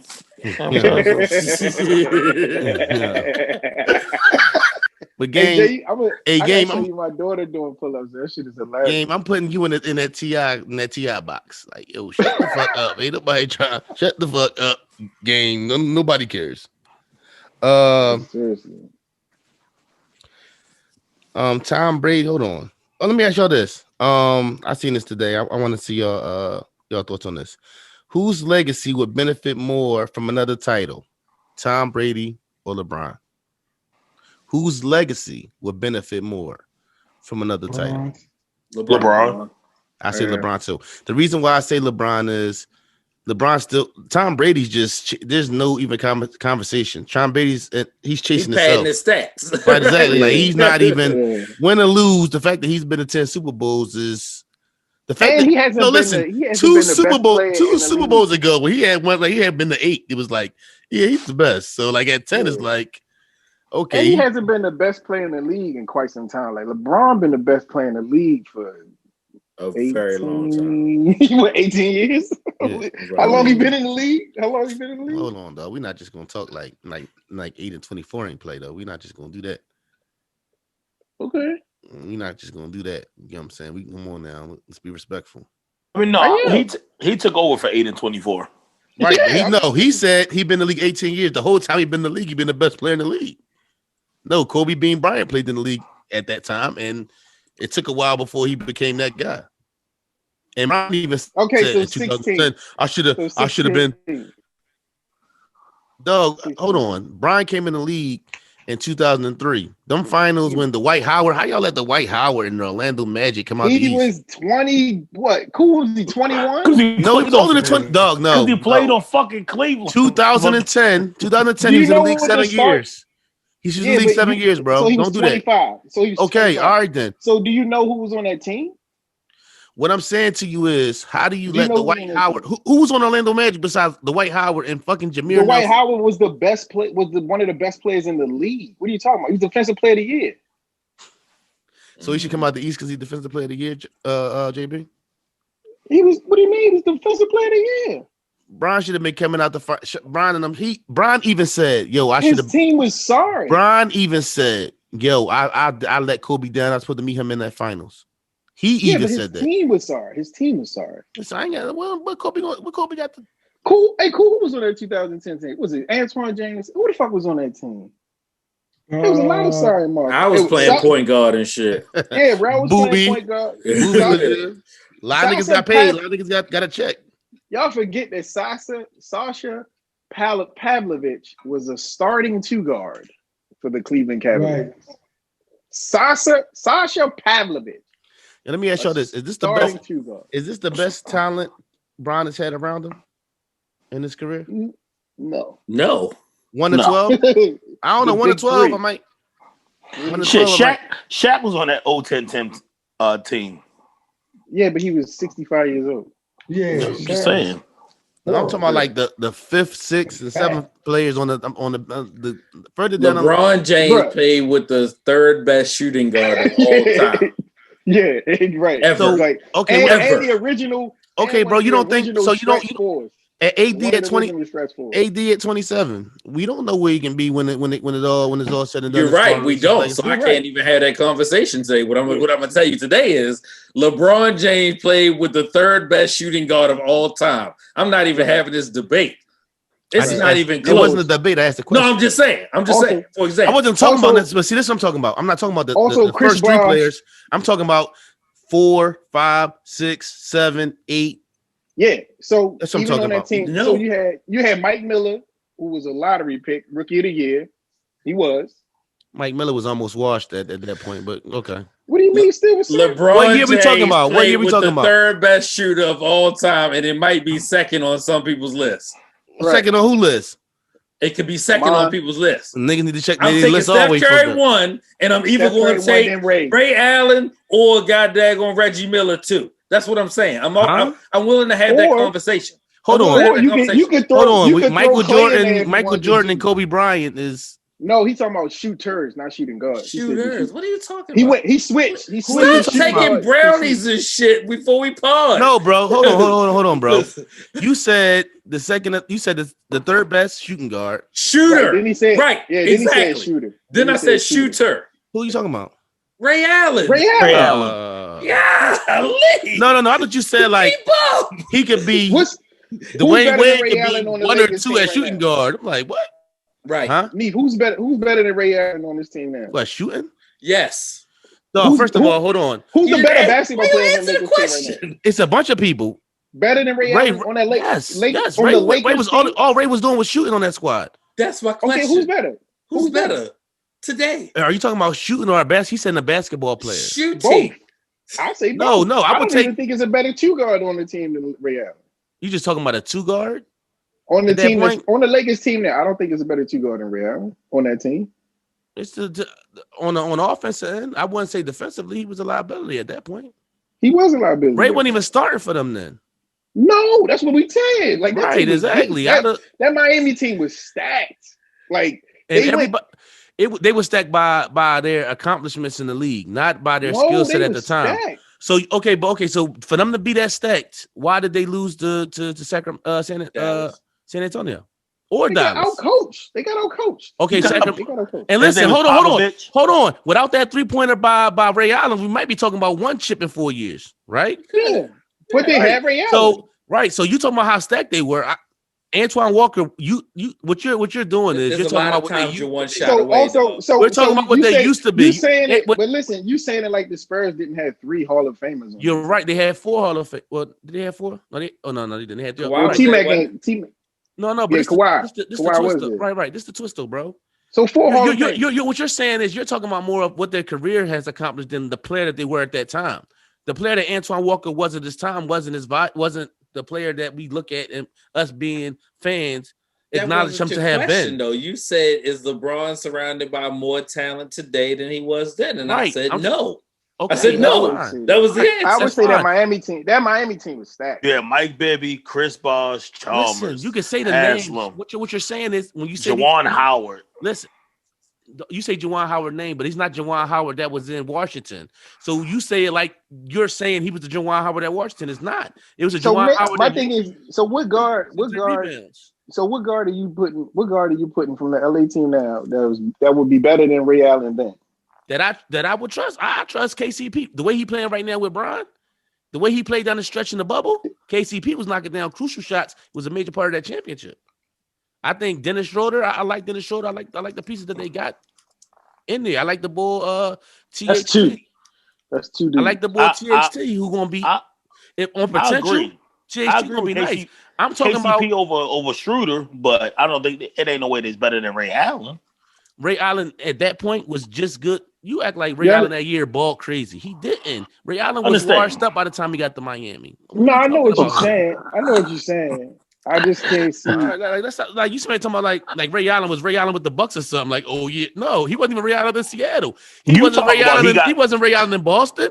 He was Ray Allen in Miami, which was the fourth best Ray Allen, which was barely. He wasn't Ray Allen in Boston. He wasn't that Ray Allen. No, he wasn't. The Ray Allen that he was in Miami. When he was in Miami, you can't compare him to how he was in Boston. I got what you're saying. Okay, I got what you're saying. All right, that's what I'm saying. I still take that Heat team though. That's fine. I mean, they barely, even that towards the end, that Dwayne Wade ain't the third best shooting guard in the league at that point. He wasn't that same Dwayne Wade. They played against four Hall of Famers. They played against four Hall of Famers. He wasn't Flash no more. Yo, what's crazy to me and what stuck out to me, the whole Cavis LeVert situation with the he got traded from the Brooklyn Nets and went to the Indiana Pacers and had a physical and found out he had lung cancer. Was it any lung cancer? Is that what it was? No, it was a growth. I don't think they found out. Oh, it's a kidney cancer. They said has cancer surgery on kidney. Right. It was cancer. Yeah, on the kidney. That. Right. Which is crazy to me because at the end of the day, it's like, yo, if he never would have got traded, he might have never got like this could have been a way worse situation for him if he never got traded. That's crazy that could happen in 2021 in the league, is it not? Well, you know what? Because you gotta think like you can go through and get a trade, right? And you'll get and you have these different type of scans. Like they have these scans now where you can do a whole body scan and see everything on your body. So it just depends on the facility and what their requirements are. If that man never got traded, he might have went the whole year. He might have went. I don't know. Do they get a physical when they done with the? How often do they get physicals? Because I'm saying it could have been there for a while. I'm saying if you get your physical entering the season. Right. So I don't know how extensive that is in regards to. Well, I mean, it must be because he got the physical he got for the trade showed it. Yeah, that's what I'm saying. I don't know I don't know in comparison to if it's more just as extensive as like when you get traded. Right. So when was the next time he'd have had a physical that might have caught that? Is what I'm saying. Prior to the end of the season. End of the season, or if he got traded before the season. Right. So I'm saying you talking about you would think all this money that's being put into these players that would happen more often or that would get caught. Whereas though if he never got traded, he might be still out here. Who knows what he might collapse on the court or anything. It could have been a near death situation. Every time so ain't the same. Well, not just that, but so when you thinking physical, entry level physical, I'm not like you think of your own physical. Like I'm not sure how often you guys get your blood work. So they may have just did his blood work when he got traded, as opposed to because he's coming back to Brooklyn from him already being with the team. So they, based off of relevancy and normalcy, they probably didn't do a blood test the same as way they did when they brought him into the league. So him getting traded to a new team, they're going to go through a different level of, protocol to confirm who this player that they're bringing into the organization, as well as with the pandemic, so they probably took extra precautions in regards to testing his blood. Right. I'm just saying, with all this money that's involved in these players, man, you would think. Hey, man, if you're like, the little I know about professional athletes, if the feet and the hands and the eyes work, you playing, brother. You know what I'm saying? Like, it ain't but so much they gonna do in regards to you got a shit or you got gas, and they don't care about that. Like, Are you well enough to go do what we need you to do with your body? They worry about the extremities. So, this is the last one I got for y'all tonight. Tom Brady says he's considering playing past the age of 45. No, Tom. If you win this Super Bowl, yeah. Wow. If you win this, I think whatever happened, he should retire. Honestly. Wow. Why do you feel that way? That he should retire? Because he wasn't. It don't fucking matter. Dak Prescott tore his shit up in what? He 26, 27. So what? Why? I think his skills is. I just don't think he's I don't think he's not the same player. I don't think he's the same player. Compared to what? To what he was. To him. I've seen some of them ducks he's been throwing. I'm confused why we ask people who do things professionally and we put a cap on it, right? That's strange to me. Like we put a cap on what if he's able to do it, he's able to do it, right? Like I don't need Tom Brady throwing 70 yards down the field, and he probably could do it. Y'all just don't think he can. Right? Is he as mobile as he no, but shit, there's a lot of people not as mobile as they used to be. Shit, none of us are, but why? This is fucking livelihood. It's what he loves to do. And clearly he's still doing it at a high level, right? No, this motherfucker keep proving this ain't fucking wrong, Joe Montana in Kansas City, right? I remember that shit. That shit wasn't cute at all. This ain't that, right? Like you can't possibly think that Tom Brady can't still sling it. Right? I think it's time to give it up though. Why? I just feel like it's time. That's a unjust cat that you putting on. No, I just don't. I just feel like even with, I don't think every game he's been. I don't know physically. I don't think he. I mean, he did have no one goes every game. Hey, bro, he did have a Jameis game last week though. That's fine. He did have a 3 touchdown, 3, and that was a Jameis. He threw 3 straight interceptions. That's fine. And won the game. They won. Let's just say that he won the game. I don't think it's gonna be pretty. I don't think it'll be pretty. QB wins. Right. QB wins. Were all those interceptions his? Yes. Huh? Bro, we're not doing that. We're not doing that. Bro, if you throw if you throw a perfect pass to me and it bounce off my chest into the hands and to the defender. Is that my interception? Do that only happen to Tom Brady? That's not what I'm. No. That happens all the time. Why are you always moving the goalposts? I'm not. It happens all the time. You're moving the goalposts. I'm pretty sure when Jameis threw 30 interceptions, a couple of them was tipped. We're understanding the difference between it being your interception and we're not. If we're gonna talk about football. Let's talk about football. I know which one you talk about. That one, bro, that wasn't his. But the one where he just threw that shit up in the air because he didn't want to get hit, that was his fault. That wasn't Mike Evans' fault. Tracking. How many of them bounced off Mike Evans' hand that game? How many? 2, 3? 3. 3 fucking drop passes. Right? Well, he missed them too. He overthrew him by like 5 feet. Oh yeah. Mike Evans 6'9". Fuck out of here. He missed them. Listen, bro. That rule. If your hand touched the ball, then that's some bullshit. You gotta catch it. No, sometimes I can get up there and I can almost get it, and I miss that motherfucker. Yeah, that rule is the truth. That's the reason. Sometimes a receiver can make your mistake look. No, sometimes you get paid that bread for that. They put me in the game. Then what am I sitting on the sidelines for? Jay, now you know you can't get them fucking arms above your head, man. I'm not saying that. Sometimes you gotta throw it high. Sometimes you gotta throw it high. You got to throw over a jumping goddamn going defensive lineman. There's a lot of different factors that go into that.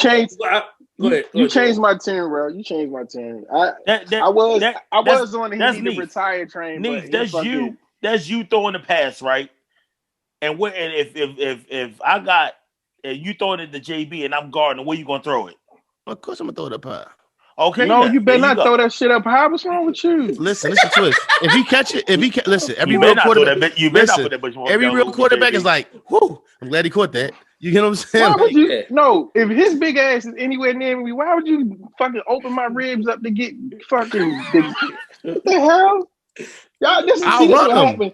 This what happened when y'all a big running back. I heard about you, Jake. I heard about you. Y'all been running back. Y'all never played quarterback. Y'all know what that shit like. You get your fucking head chopped off. Cause motherfucker, just throw the shit, dog. I got cacao. Just toss it up there, dog. Nah, hell no. If Only Randy Moss will tell you that. Yeah, if a motherfucker Have you like ever Jay, seen Randy Moss overthrown? no, because they don't make those anymore. That's it. Yeah. You watch, you ever see the fucking highlights from that Dallas game where he had three catches, 177? That was 98. That was Thanksgiving. The game with it was payback when they fucking dragged his ass. And Deion ain't want no smoke. You ain't see Deion on him the whole game. Was hurt. No, I'm saying Chris Carter. That was old Prime. He had shirt toe. Stop playing. Okay. Don't do the GOAT like that, dog. Don't do the GOAT like that. Yeah, okay. Come on, we know. I think Tom Brady can play as long as he wants to play. I'm with Rel. Rel changed my tune. Like I don't think he should. I'm not saying he can. I don't think he should. Every time I say he's why, done. you're not saying why. I think he's 10 Super Bowls. What do you want him to be? Maybe he going for 15 Super Bowls. Maybe he won 12. I just don't like. That's fine. I just don't want no young cats who are young defensive them youngs and all that. I don't want to be no static when he knock his head clean off. Yeah, that's the only thing I'm worried about. That's all I'm saying. Oh, he's 45. I'm not. Listen, I don't want to see him go out like Steve Young, dog. If you gonna rock Young was my dog. If you gonna play till you 45, cool. I just don't want to hear, yo, what you expect? You 45. I'm not trying to hear that. Because if he won't say that? Bernard Pollard tore his ACL when he was what, 27, 28? Who gives a flying fuck? It happens to anybody. Dak Prescott was running and tore his whole shit up. He should drink some fucking milk. Like what I'm saying, he needs some milk. When certain stuff happened, like when Mike, certain stuff would happen, Mike, he only, what you expect? Or they don't even want to talk about it. When we talk about Mike, when we talk about the legacy of Michael Jordan, don't nobody want to talk about the Wizards shit. He decided to play. He laced them up, right? That should play a part in his legacy, right? He also averaged like 22 points a game. Right, but he had some moments where he missed dunks and it looked crazy. He was like, Mike only, Mike 38, Mike 39. I just don't want to see him. But they ain't got the technology. The technology from when Mike was in the Wizards. Okay, bro. What I'm saying is, if Tom do start slipping, I don't want to hear how old he is. We've been talking about Tom slipping for the past 12 years. That's the crazy part. 10, 12 years. It's been 10 years. You crazy? No, it's been no. It ain't been that long. It's been you bugging. You bugging. It ain't been that long, bro. No, he was 35. They've been saying he was washed. Listen, did we see? Let's not act like we didn't see that last year with Peyton Manning in Denver. That shit. Yeah, but Peyton Manning won the 43. And Peyton Manning had a motherfucking whole spinal fusion. Yeah, like it's not the same. He shouldn't have been out there. He needs some milk. No. He needs some milk. Nah, bro. Tom Brady the GOAT, and it ain't enough for debate. We never said that. That was never ever part of the conversation. We never said. I want him to win. I do too. Let's get to it. What we got? Super Bowl picks. Yeah, you fucking right. Yeah, we already said it. Y'all Kansas City. I said Kansas City by 8. I got the old man to win. Kansas City gonna wash them boys. I'm sorry. I don't know about 10. that. I got Tampa by 10. You crazy. Listen, I got Tampa by 3. Listen, this is the twist. I'm gonna say what's gonna happen. Y'all gonna go up 10. then Patty Mahomes will go like a 30-0 run, and that's gonna be over. Okay. Only thing about that is that they might have 30 by the half. The Chiefs might have 30 by the half. Shit might get shaky. The Chiefs did lose their starting left tackle. He tore his Achilles in that game. And you lose your left tackle this late in the season, bro. You can't just bring a motherfucker in there playing. True. Like you that's that I was like, they just gonna bring unless you Baltimore. They gonna toss the ball to Hartman, or Hartman going slice up the sideline, or Tyreek Hill gonna do a 2 and nothing. It's gonna be a good game. It's gonna be a good game. I'm looking forward to it. Yeah. This been I think the commercials. Wow. It would be nice to have a good year with good commercials again. What's the last good commercial year in the Super Bowl? That Patriots and Rams shit was so boring. Shout out to so mad at Belichick. Shout out to Jasmine Sullivan. She's singing. What's she singing? She's singing the national anthem. Is she? Yeah. Shout out to Jasmine Sullivan. Yeah. It's the only thing I listen to right now. Shout out to Hotels. The Hotels. That shit is flames. That shit flames. That Anderson .Paak verse is insane. That shit flames, no, my shit is the shit. Come get your bag. Come get you something. That shit is flames. What's the name of that shit? That shit is called "Come Get Your." That joint with her and Ari Lennox, bro. Yeah, that's that shit. I said, y'all coming like this? This what y'all coming with? They ain't for play. That Anderson .Paak shit. That verse is bananas. Dog. Oh, pick up your feelings. Yeah. Yo, she be singing on that joint, dog. Like, yo, stop playing Philly in the house. No Philly. I've always been the Jasmine fan. She can actually sing though. She can actually. No Philly in the house. Dog, she be hitting. She be just. I'd be like, yo, the places her voice can go. She can actually sing. Her voice go places. But this is Brothers Talking Shit podcast, episode 129. He's the president. We out. I love y'all, man. Love y'all, fellas. Yeah.